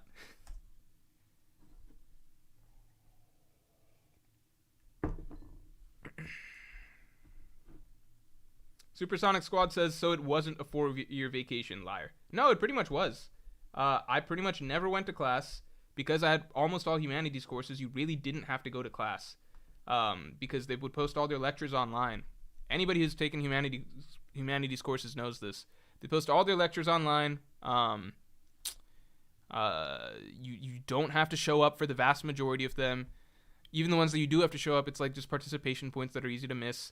So you can do not like, if I was taking, for me, a normal humanities course, right? Normal government politics course, I show up to class maybe like once every couple weeks or so, once every few weeks. Just because usually you can understand that something's important or something like that you got to show up for. And then I'm also showing up anytime there's a quiz or a test. There were some that did pop quizzes and stuff, which was bullshit. But for the most part, you knew when a test was coming. So the night before, you can just, like, for humanity, all you have to do is read all the lectures basically the night before. You can show up, dump all that information out of your brain, get the lecture over with, and then you're done. Some made you do papers and stuff, but it's the same thing. You're working like, you get like 1 or 2 hard nights of work per semester, but for the most part, you don't have to do anything. So I really didn't go to any classes. I did take hits on participation for a lot of that stuff, but yeah, college I basically didn't have to do anything for the most part. The extracurriculars that I tried on, that was because I wanted to. Like, that stuff was fun for me. Like, mock trial, that's not just it's not like you do have to put work in for it, but that's also where you make a lot of your friends and stuff like that. Like, a lot of people from mock trial I'm still really good friends with from college. I haven't reconnected with maybe recently, but I've seen them in the years post-college and stuff like that.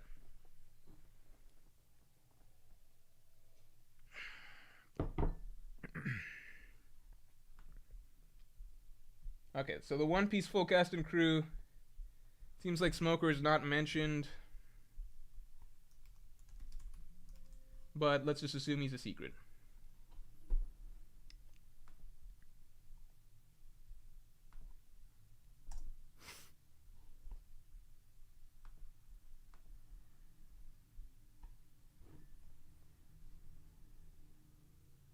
Ender Anami says, damn, Morj cut the homeless arc from the Morj lore summary. I mean, that's the section that it was like, that life was hardest. Because there was the period of time between when my parents let me stay at home, right? Versus I had to leave home. And then I got to stay. I don't want to go through all that again. But let's just say it was a few years before I was able to actually, like, rent my own place and pay money. But there was the me living at home year. Then there was me homeless year where I was living in the office. And then finally I was able to afford rent and stuff. And then finally, like, not post-pandemic, I'd say, like, by 2020-ish, basically, like, I was, because the business was doing well, then COVID hit, and then it went down, but then YouTube did well during COVID, so then it, like, canceled out, and then business got going again. So, basically, like, homeless arc wasn't that long, but it was definitely the hardest life arc for me, I suppose. Although, at the same time, I think I enjoyed that more in a way, because, like, that was when I was working 3 different things. At the same time, I think I enjoyed that more in some ways than, like, the year I had to live at home with my parents, because, post-college, because that was just, like, that kind of just sucks. At least it feels adventurous and like you're doing your own thing, even if you don't really have your own place to stay during that homeless year, which wasn't really homeless, but it was me staying in a place without paying rent and kind of not legally.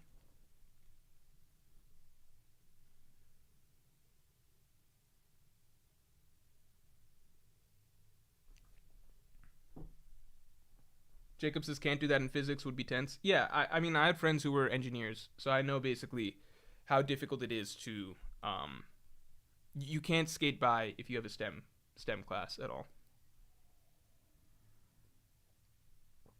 Icarus says bro thinks there's gonna be lockdown. I think there's gonna be lockdown because the last episode is called Worst Man in the East, which is when the lockdown arc starts. Right? Wouldn't the season end with them heading off to the Grand Line? Ramen saying thanks for the 220. No way they got the Naiban siblings and not Smokey. Maybe they don't go to Lookdown. That'd be disappointing for me. But I guess it might make sense to end the season climactically at the defeat of Arlong and everything like that. Maybe that's just a more dramatic way to do it, and everyone, the celebrations and the poster, and then them leaving Arlong Park is where the season ends. Maybe. Wally T says, where's Mrs. Morj? I'm not married. I don't know if I gave you that impression.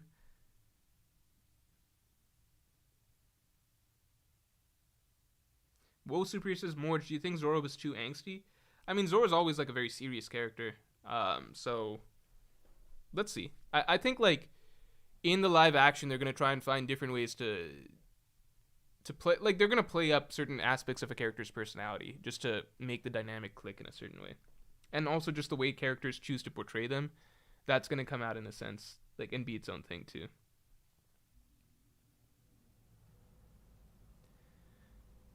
Supersonic Swad says they have to go to Lockdown LMO. It's like the best place to end the season. I mean, I would agree it's the best place to end the season. But I also think that the season could easily end at Arlong Park in just a sort of sense of climax way, and they could get the bounty posters at not Arlong Park, at Nami's village. They could, like, the celebration and everything like that, they could get all that stuff in and not really focus on them actually getting to Loketown and then the Grand Line. I think that it could still work.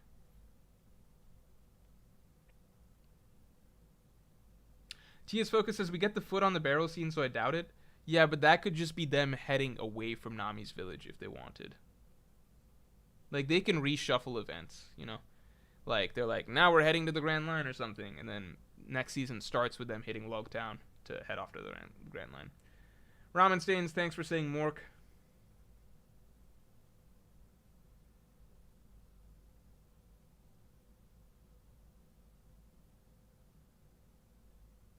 Yeah, people have been talking about Gigamonkey, and I think some other people are saying the sensing a little bit of tension in the crew does not sound like Luffy dialogue. Yeah, I would agree. I mean, not even just would agree. It's just straight up not Luffy dialogue, because that's just not, like, he just doesn't have the awareness to ever, like, genuinely make sort of oversight comments about his crew dynamic or anything like that. If anything, Luffy, it's kind of the opposite of Luffy's usual style of comedy, where Luffy's usual style of comedy is him being clueless or unaware of what's going on, right? When anybody else can see it.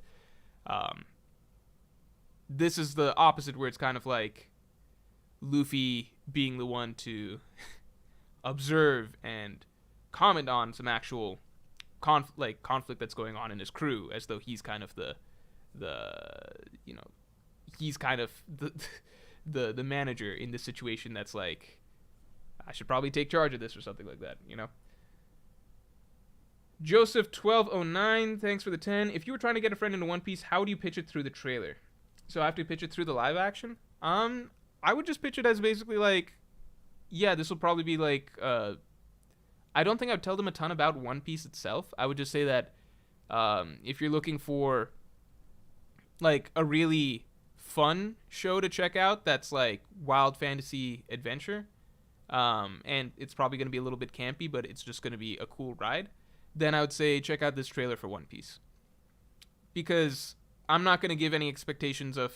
I don't know how well they're going to do the drama of it. I don't know how well they're going to do, so many aspects, like the world building, the lore. A lot of it doesn't even come into play in East Blue. So I would just say what the trailer looks like to me, which is, it looks like it's going to be fun, fantasy, action, adventure, a little bit campy, but probably an entertaining time,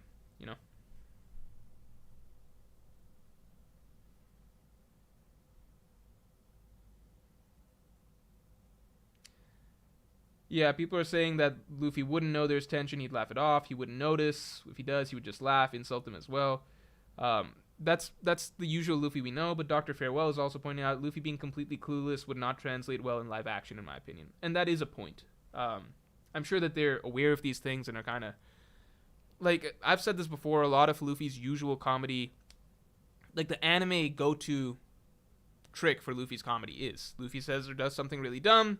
You have the really enraged, white eyes, sharp teeth, yelling face of another character as they yell at Luffy at how stupid he is, right? That's the classic combo. That type of joke does not land as well in live action. It just doesn't. Not in the same style. It's a very cartoony type of joke. Not that that's not very funny, but it's funny in the medium that it belongs in. So they might have to change a little bit. Just change. I assume that they changed the overall style of the humor, and then they tailored characters to fit that sort of style. But I still got the sense that Luffy's kind of, he's not going to be as dumb as he is in the manga or anime, I assume. But I got the sense that he's going to still be, not the sharpest tool, like kind of just a naive dreamer type figure. JP, thanks for the 5. Game of Thrones would have season climaxes in penultimate episode, worked back then, so I think live action can still end at Loketown. Yeah, I agree, and that's a really, really good point. Like, me looking at it, when I saw it said Worst Man in the East as the final episode, I was just like, yeah, it's going to end in Loketown, and my mindset was always that it's going to end in Loketown, because I just seems right. That's where they set off for everything. But at the same time, no Smoker in the cast, no Dragon in the cast, not a clear reason why they wouldn't cast it, at least in my mind, or why it wouldn't show up in the IMDb. So I'm like, based on that, maybe there's a chance that they don't make it to Loketown. Just for the extra budget or something like that, just because I guess all I gotta say is that the proof of concept for One Piece as a live action doesn't require Loketown. What it really needs to nail is the initial art, like the crew, gathering of the crew, and Arlong Park. If it can nail all that, then I assume they'd have the green light to go even bigger for Grand Line related stuff.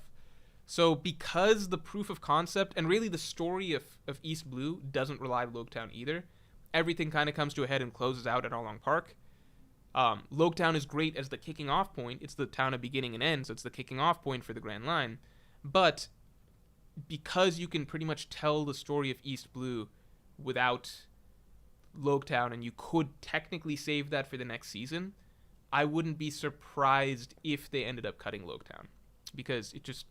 the amount of budget you're going to save without all of the wind effects and smokers effects, and like you have to have the lightning strike, assuming they still try and incorporate that. Like Loketown is a very atmospheric island, so there's a lot that goes on there. They have to set out in a storm. Yeah, I could see them saying that this isn't important for our first season, right? To gauge the success of, can we adapt One Piece to live action? I could see that. I would still like for it to end at Loketown. I would love to see Dragon and Smoker in live action, but I wouldn't, because Smoker's not in the IMDb, I'm just not going to get my hopes up, and then we'll wait and see. Ooh, thanks for the 5. Have a good night, Senor Morj. I have a big question. Has it been confirmed? Are all the episodes going to drop at once? That's really important for me. If all the episodes are going to drop at once or not. I'm thinking... I've talked before about whether or not I'm going to react to the One Piece live action, and right now I'm leaning towards if the episodes drop once a week, then I might do live reactions. They built the Loketown set. Leonardo Martin says they built the Loketown set. Okay, that's great.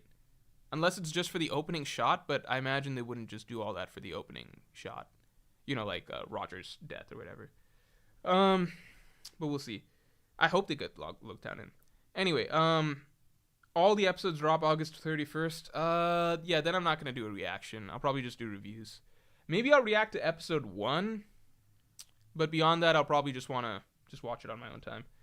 Like, okay, here's what I'm thinking. What I'm thinking is this. If they're all dropping at once, which it sounds like they are, then maybe I'll do a reaction to episode 1, and just episode 1. You guys know I normally don't like doing reactions, but this is different because when I say I don't want to do a reaction to like a One Piece chapter, that's because I'm already in my, like, I like enjoying the One Piece chapters in a certain way, right? That's like a treat for me every week. Same thing with video games. Like, I just want to be immersed in the game and enjoy the game. This One Piece live action, I really don't have like a ton of high hopes for.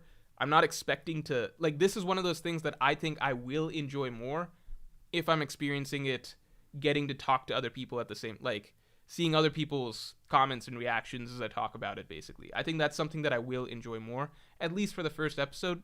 Then if I find myself really enjoying it, then I might want to retire and just watch the rest, like, 2 through 8 on my own time, like, when I'm comfy and stuff like that. You get what I'm saying? But I think the first one, I think it'll be fun watching it as an interactive experience. Because I'm watching more for the novelty of it rather than expecting a really great show. If it is a show I really like, then I'll watch the rest on my own.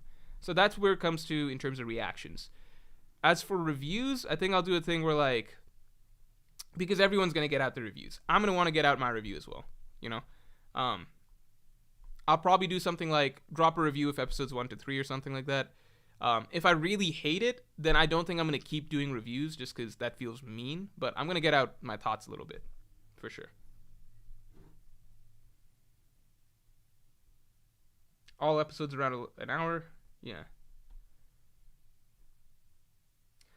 Nobana says it's Netflix, they don't do weekly. Am I crazy, or was there something that Netflix did where they did release it weekly? I must be crazy. I think maybe Invincible was Amazon Prime, right? Yeah, Supersonic Squad says Netflix has actually done weekly for a few shows. Yeah, I kind of had my hopes for that.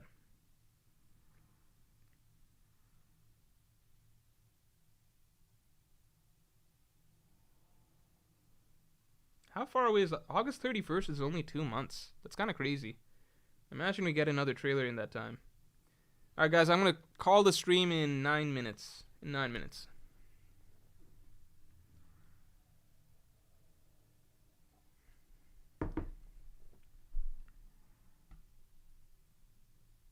Do a reaction to every episode. It's going to depend on how I feel about the first episode. It's a spectrum. If I really love it, I'm not reacting anymore. I'm just going to want to watch them on my own time. If it's somewhere in the middle, then maybe I keep doing reactions. If I really hate it, then I probably don't do reactions because then I'll just feel like I'm just reacting to hate on it, you know? So it's got to be somewhere in the middle. Like if there's like a 5-star range, if it's like a 2, 3, or 4-star type thing.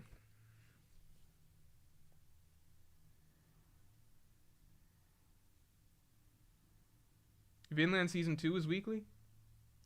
Yeah, but Vinland wasn't Netflix, was it? Was Vinland on Netflix?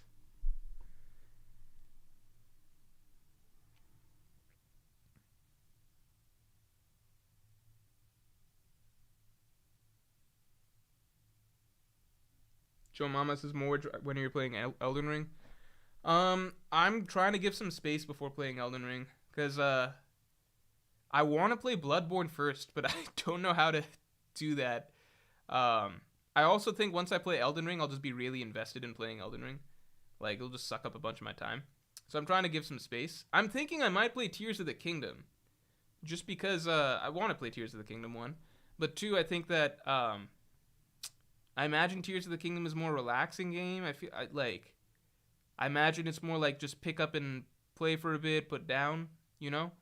Whereas Elden Ring, it's like, you know how FromSoft is, like, if I hit a certain boss, like, maybe I'm just going to be obsessively fighting it for, like, an hour or something like that, you know? Maybe it's really hard and it takes me, like, 2 hours or something, you know? Ramen Stains, thanks for the 220. Any hopes for Pokemon Adventures live action? Yeah, we got Detective Pikachu. Dillionaire, thanks for the 2. Do you think Mihawk will be done well? All I can say is I hope so, right? Like, I could just say I hope so. I think it's very hard to give him the same aura, the same presence as he could have in the manga, but um,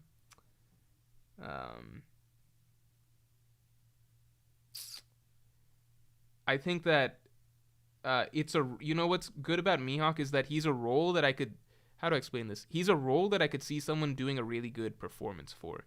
Like some roles I think are really like I think with Luffy's actor, I do not envy that job because I think Luffy's a very, very difficult character to adapt. Mihawk is a type of figure that you can imagine someone doing a good performance of Mihawk, in my opinion. So I'm really looking forward to that. Joseph1209, thanks for the 10. I've def shed a tear watching the cast react. I've had so many people talk to me about the trailer that have never considered watching it. Is there too much negativity among the fan base? I think that the fan base has been really positive. At least from what I've seen. I think that it's been overwhelmingly, like, most people are pretty positive about it from everything I've seen. I think most things on Twitter and, I don't know, I just see a lot of general positivity towards it. Loud Waffle says, don't worry, Bloodborne will release on PC any day now. I got enough copium to share if you want. I just gotta get my hands on a PlayStation 4. But I don't know how I do that per se. Like, I don't want to buy a PlayStation 4 just for Bloodborne. So I'll probably find one to borrow or something. Chris Smith, thanks for the 5. Why do so many people prefer releasing weekly over not getting all the episodes at once? I've never understood the weekly mindset. For me, it depends on what the...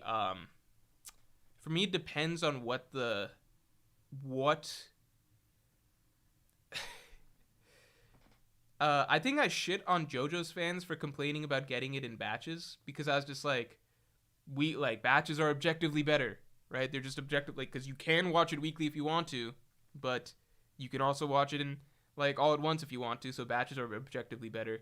I think with weekly, the advantage is if you're I see the flaw in my thinking now when I'm looking at One Piece, where I think with weekly, the joy is when it's more of a communal thing. When it's a communal thing, you get, so it's two things, okay? So one, it's communal. So there's a certain joy to experiencing something with a lot of other like-minded people and experiencing it at the same rate. So you finish an episode and you know that everybody else has finished the episode, so you can all talk about the same events that happen, right? That's very different from, okay, I finished the season. These were the parts I liked about it, versus some people over here are only a few episodes in, some people are 6 episodes in, stuff like that, right? So everybody experiencing it at a different rate versus everybody experiencing it at the same time really helps the sense of community. And I think the joy of just being able to interact with other people and spread opinions or hear other opinions, that's a huge part of just enjoying any show or series. Just think about the One Piece weekly reading experience too, right? It applies to that. The other big part about it is that I think that in the era of just getting a shit ton of episodes all at the same time, it inherently makes any single episode or event more difficult to stand out. Even if it's a phenomenal episode or a very strong, memorable event, if you're watching 10 hours of material over the course of 2 days, that event that really stood out at first is not going to feel quite as powerful as if you were just watching 1 hour segment a week, I think. The shows that I look at are House of Cards. House of Cards season 1 and 2 I thought were a great show.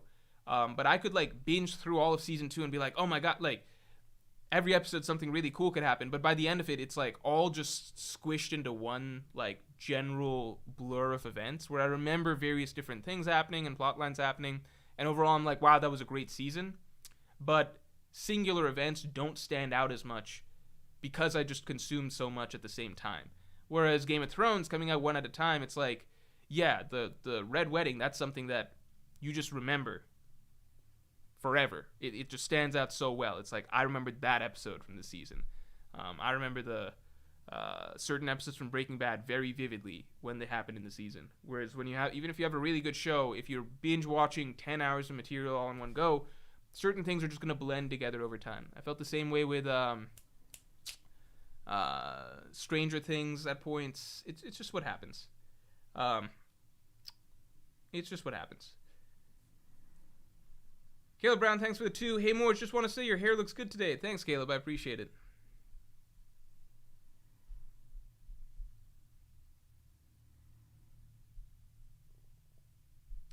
I think that it also depends, though. It really depends, just because I'm at a point where if I was not a content creator, and someone asked me, hey, you could push a button and you get all of One Piece delivered to you today, right? You can just binge it all today, right? Or you have to wait for it week to week. I would push that button in a heartbeat. Because I'm a content creator, I have to push the weekly button, because if all of One Piece came out tomorrow, then that's just the channel's basically over, obviously. But for me as a reader, if I could binge read all of One Piece tomorrow, I would binge read all of One Piece tomorrow for sure.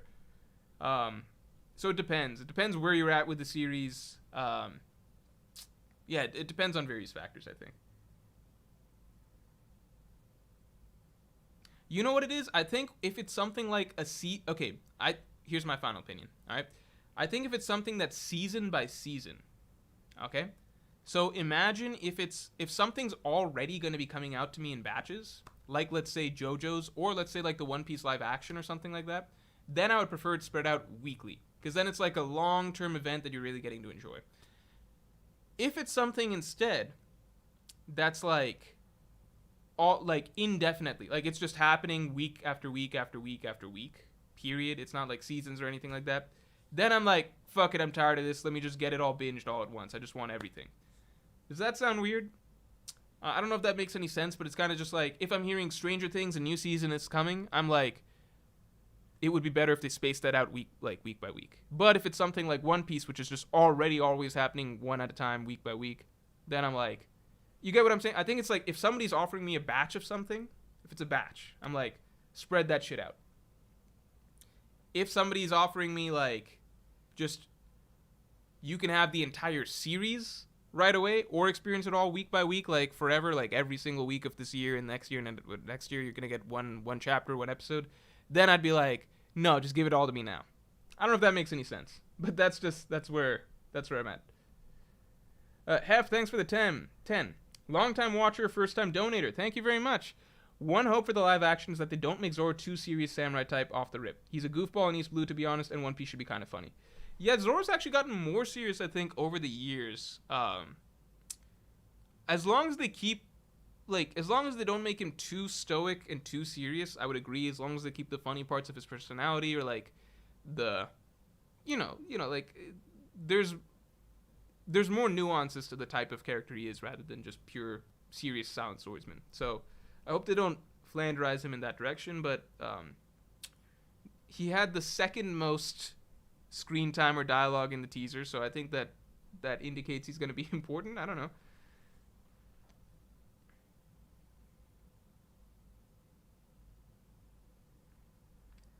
All right, guys. Wait, some people are asking what I do when One Piece is over. Do you even see yourself doing YouTube at that point? I mean, I don't personally intend to be a YouTuber long term, like long, like past One Piece, because maybe because I have enjoyed talking about other manga, and if I didn't have to do One Piece, if One Piece was gone and I was just talking about other manga on Manga Morj, it's probably spending the same amount of time, then maybe I just enjoy doing that as well, like as much as I did with One Piece, and I keep doing it. But I don't generally see myself doing YouTube indefinitely. That's why I'm still like, how do I say this? Like most of my time going forward is generally going to be like I don't think I generally share too much about what I do outside of One Piece. But the business that I had before, that I've been working on for years, that most people know, that no longer exists. So I've been in a transitional phase, basically, of getting something new rolling. So that's taking up a good deal of my time as well. My plan is like generally that I am ultimately going to take that further than I take YouTube. But you never know what cards you're dealt, I guess, over time. But in terms of like my current intent, it would not be to do YouTube indefinitely past One Piece, unless like I felt like as passionate talking about other manga in general, basically, which at times I do feel like I would love to just keep getting out videos on Chainsaw Man, stuff like that. But At the same time, right now for me, it's like time balance. It's hard to do both. So maybe if One Piece is coming to a close, then I want to keep it going with other series. But that's too hard for me to tell where my headspace will be when that comes. But One Piece isn't ending anytime soon, so I don't think it matters. Kelvin, thanks for the 5. A criticism I hear with One Piece is that it takes 200 to 300 episodes to get good. Do you believe in this? Also, which arc in One Piece hooked you in? I think it's just everyone has a different definition of get good. What I always phrase that is basically, I think Baratier is, and Mihawk's introduction, I think that is the first traditionally hype or exciting or hooking scene, I suppose you could say, that One Piece has.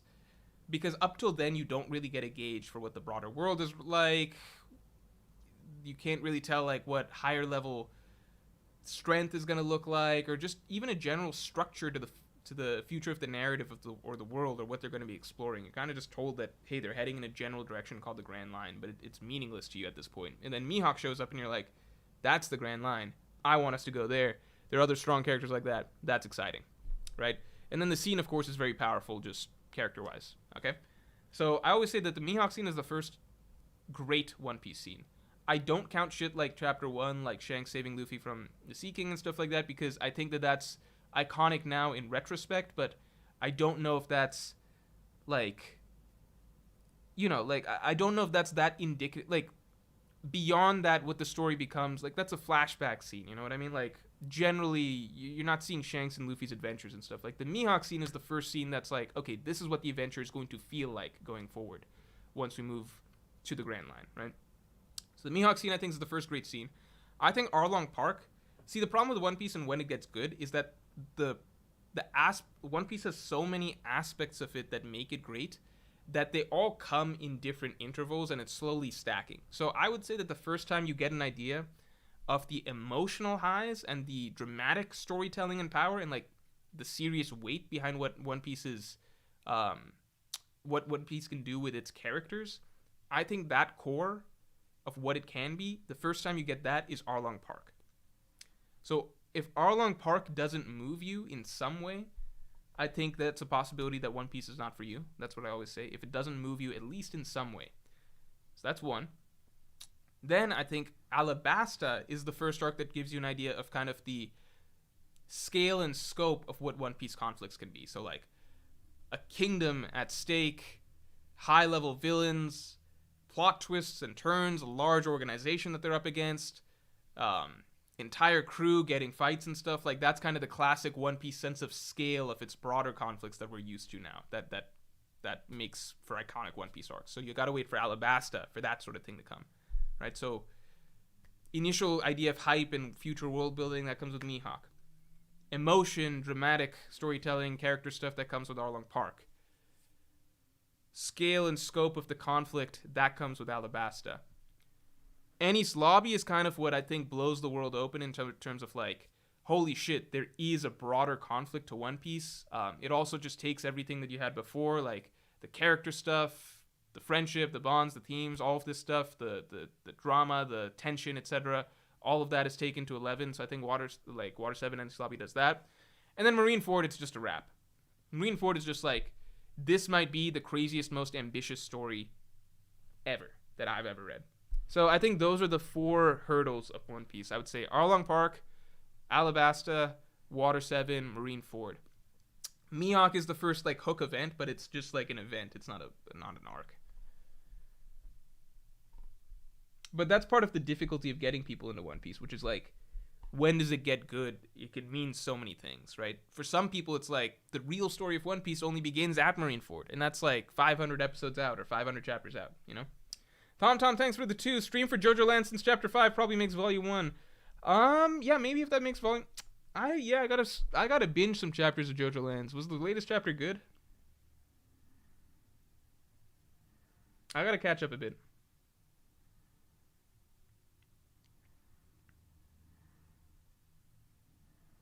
Alright, guys.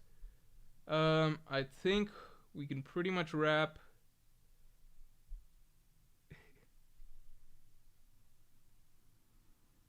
Seeing if there's anything else real quick.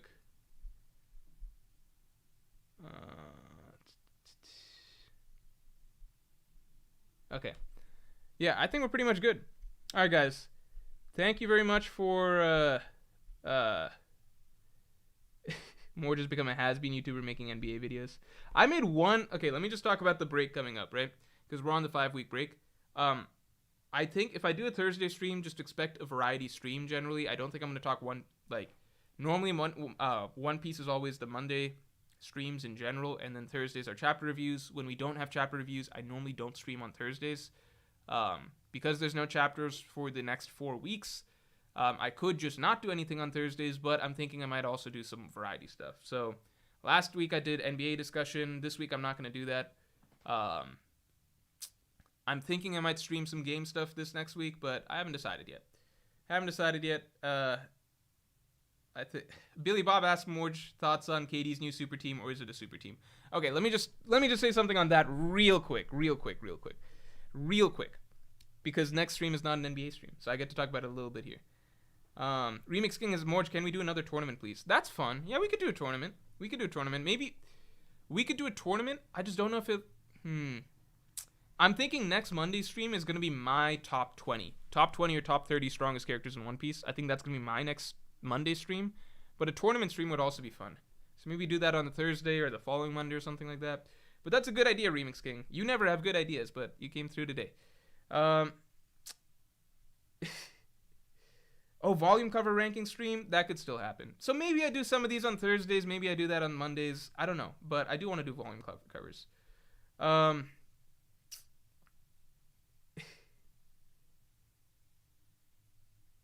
Yeah. The only thing I'll say about the Bradley Beal thing is just this. One, I don't think it's necessarily a super. I think the concept of super teams has gotten twisted because the goal should be. It's really a super team when you've got you can't just have 3 superstars and then everybody else is bad, you know? That's we called the Warriors a super team because they kept they kept everything that was good about them before, and then they just swapped in Kevin Durant, you know? So they still got 4 great starters. They've got Steph, Clay, Draymond, right? And then they've got off the bench, they got Iguodala, Sean Livingston and stuff. They've still got an amazing team, and then they just add Kevin Durant. That's a super team, right?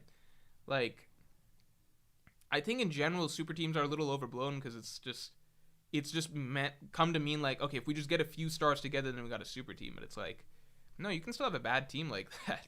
I don't know if that's the case here though, because I feel like the Suns this year, even despite mainly being Devin Booker and Kevin Durant centric, they didn't have Chris Paul and they still took the Nuggets to 6, which is the biggest challenge anyone gave the Nuggets. So you can't count out this team. But here's the biggest thing I'll say about the Bradley Beal thing, okay? So to me, I've always felt this about Kevin Durant, which is that he looks at okay, so LeBron, people have been he constructs his own team. I think that we've gotten an insight at this point into how Kevin Durant goes about constructing teams, because he definitely has influence both in the Nets front office and in the Phoenix Suns front office and who he would like on his team, right? So when LeBron's I'm going to make my own team, LeBron has his vision of what a good team around him looks like according to his version of basketball. So he's always I need a guard and I need a really good rebounding guy. So he's I'm playing with Wade and Bosh. Then he goes to Cleveland. He's okay, I'm going to get Kyrie and I'm going to get Kevin Love, right? And they're going to play these roles. And then I need shooters, right? So that's LeBron's vision of how he constructs a team. Lakers, it's a little different because he pulled in Anthony Davis, who's supposed to kind of become the focal point of the Lakers and stuff. So it wasn't really the usual LeBron mold for a team. But that's LeBron's idea, right? He's I'm going to construct a team around me. I need my guard. I need my rebounding guy. I need my shooters. That's the perfect LeBron James team in his mind, right? I think we're getting some insight into Kevin Durant's very narrow, tunnel-visioned, a closed-minded view of basketball, okay? Because Kevin Durant, if you listen to Kevin Durant in interviews and podcasts and stuff like that, he talks a lot about hoopers and real hoopers and stuff like that. And his mentality is very, very isolation, scoring bag focused. That's what he values in basketball. That's also partly why, when he first came to Golden State, at first he was ready to slip into their system and all that. Towards the end of his tenure there, he was more like not vibing or not going along with the flow of Warriors and everything like that in Warriors basketball or anything, right? Because he's kind of reverting to wanting to be, an ISO scorer first and foremost, right? Rather than just when it's called upon in the flow of the game. So I think the same way that we saw LeBron build his team like that, we're now seeing Kevin Durant build his version multiple times of like what he thinks a good team is. So what did we see in the Nets? Like what did we see with Brooklyn? Like Kevin Durant, if he has his way, what does he want in the team? Well, he wants 3 great ISO scorers. That's it. He's like, myself, Kyrie, James Harden, arguably the 3 best ISO scorers in the league at that time period. Arguably. He's like, we're going to get them all here. That's the perfect basketball team. What more do you need? They did ultimately realize that doesn't work that well, so James Harden had to become more of a facilitator. So, you'd think that Kevin Durant learned his lesson there. But he goes over to Phoenix Suns, and he's like, what's his version of a super team here? 3 great ISO scorers. Me, Devin Booker, Bradley Beal. We'll all just score the ball a bunch. The points will add up to be more points than the other team. That's basketball. You guys get what I'm saying? Like, we see LeBron build his teams twice. And I'm not saying, like, LeBron's the perfect GM or anything. He's not. I think he makes some bad calls, but he's got a vision of what his team's supposed to be. Kevin Durant's, like, the way he talks about basketball and anything, right? It's all just ISO scoring, like, who's a good hooper, who's got their best bag and stuff like that, which is why when he's making his own teams, he has this mindset of just like, yeah, fuck all that other shit. We just need scorers. Get 3 scorers and we're good. That's at least how I'm interpreting this. I think that, you see it in the Nets, you see it in the Phoenix Suns. I think it's a pattern. I think that this is just Kevin Durant's version of basketball that he thinks is good. Because, dude, he'll say the craziest things. He'll be like, who's the best point guard? Like, people will ask him, like, who's the best point guard you've played with? He'll be like, oh, Kyrie Irving. Because he doesn't value everything else that Steph does. He just values, like, who can fucking score, who's the best ISO scorer or whatever. And Steph's still a really, really great ISO scorer, but, like, KD obviously doesn't value, like, the spot-up shooting and stuff as much, how much he makes his teammates better, the playmaking, blah, blah, blah, blah, blah. He's just like, well, Kyrie's got the best bag in the NBA. He's got the best handles or whatever. That's the best dude I've ever played with. It's like, come on, Kevin Durant. What is this? Cigarverk, thanks for the 5. Next week, soccer/football stream, decide your GOAT and meet him like Speed met Ronaldo and break the internet. Yeah, I'm sure that would... me meeting LeBron would definitely break the internet, that's for sure. Thomas Davis, thanks for being a Yonko tier member for 1 month, man. Morj, the first big super team was the Heatles, and that was LeBron, Wade, Bosch, and a whole bunch of extras. Yeah, I guess maybe I'm too biased from what I saw with the Warriors, because I didn't really watch the Heat. But it's like, I guess what I'm saying is like, here's what I really, really mean. And like, people considered the Celtics a super team too, as I understand it, right? But it was a different super team in that it was created by the front office rather than the players, right? But I think the idea of super teams, I think, is overrated. Unless you've got a situation like the Warriors, where the cap space just works out perfectly and the contracts work out perfectly, and you can legitimately just put together a bunch of superstars without sacrificing the quality of the rest of your team. Because beyond that, I don't think super teams have that much success.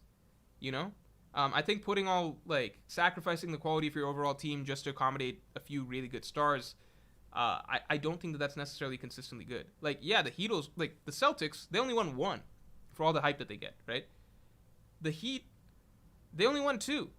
And it's like, well, 2 is still a lot, but you also had, like, it was also LeBron James playing in his absolute prime, Like, he probably should have, he was playing with the Cavs that were like the worst team in the NBA before this. Just because he went to the Heat and then won 2, that doesn't necessarily mean that like LeBron couldn't have gone to some other team that wasn't a super team and not still won. You get what I'm saying? Like, for the amount that they thought that they were gonna win, like not 1, not 2, not 3, not 4, blah blah blah, it wasn't that good in the end. Same with the Kevin Durant Nets, not that good in the end. Like, I just don't think that super teams have been shown, like, outside of the Warriors to be nearly as great as they're supposed to be on paper.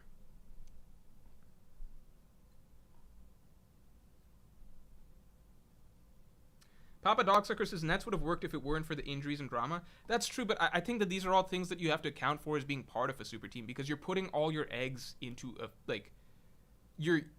you're weighting a few players disproportionately high when you're going with a system like that. You know what I'm saying? So if even one goes down, or even one aspect of it is compromised, then the whole thing is in trouble.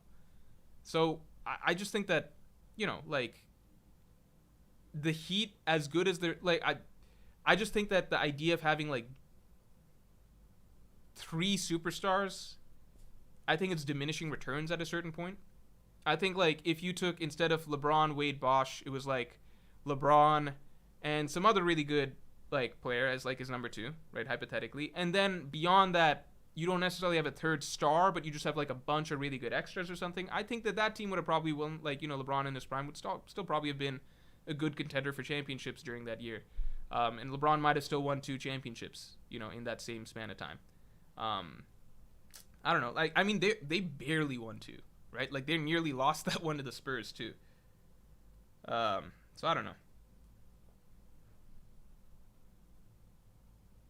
All right, guys. We're going to call it a stream here. People seem to be really wanting to talk about Messi, which I know nothing about. I know Messi's the greatest player of all time, except some people think it's Ronaldo, but from what I understand, those people are wrong, is the general broader consensus, but I get that it's a 2-person debate. All right, guys. Thanks for tuning in. I do hope that the One Piece live action is good. I do think it'll be entertaining, and yeah, that's all I got to say.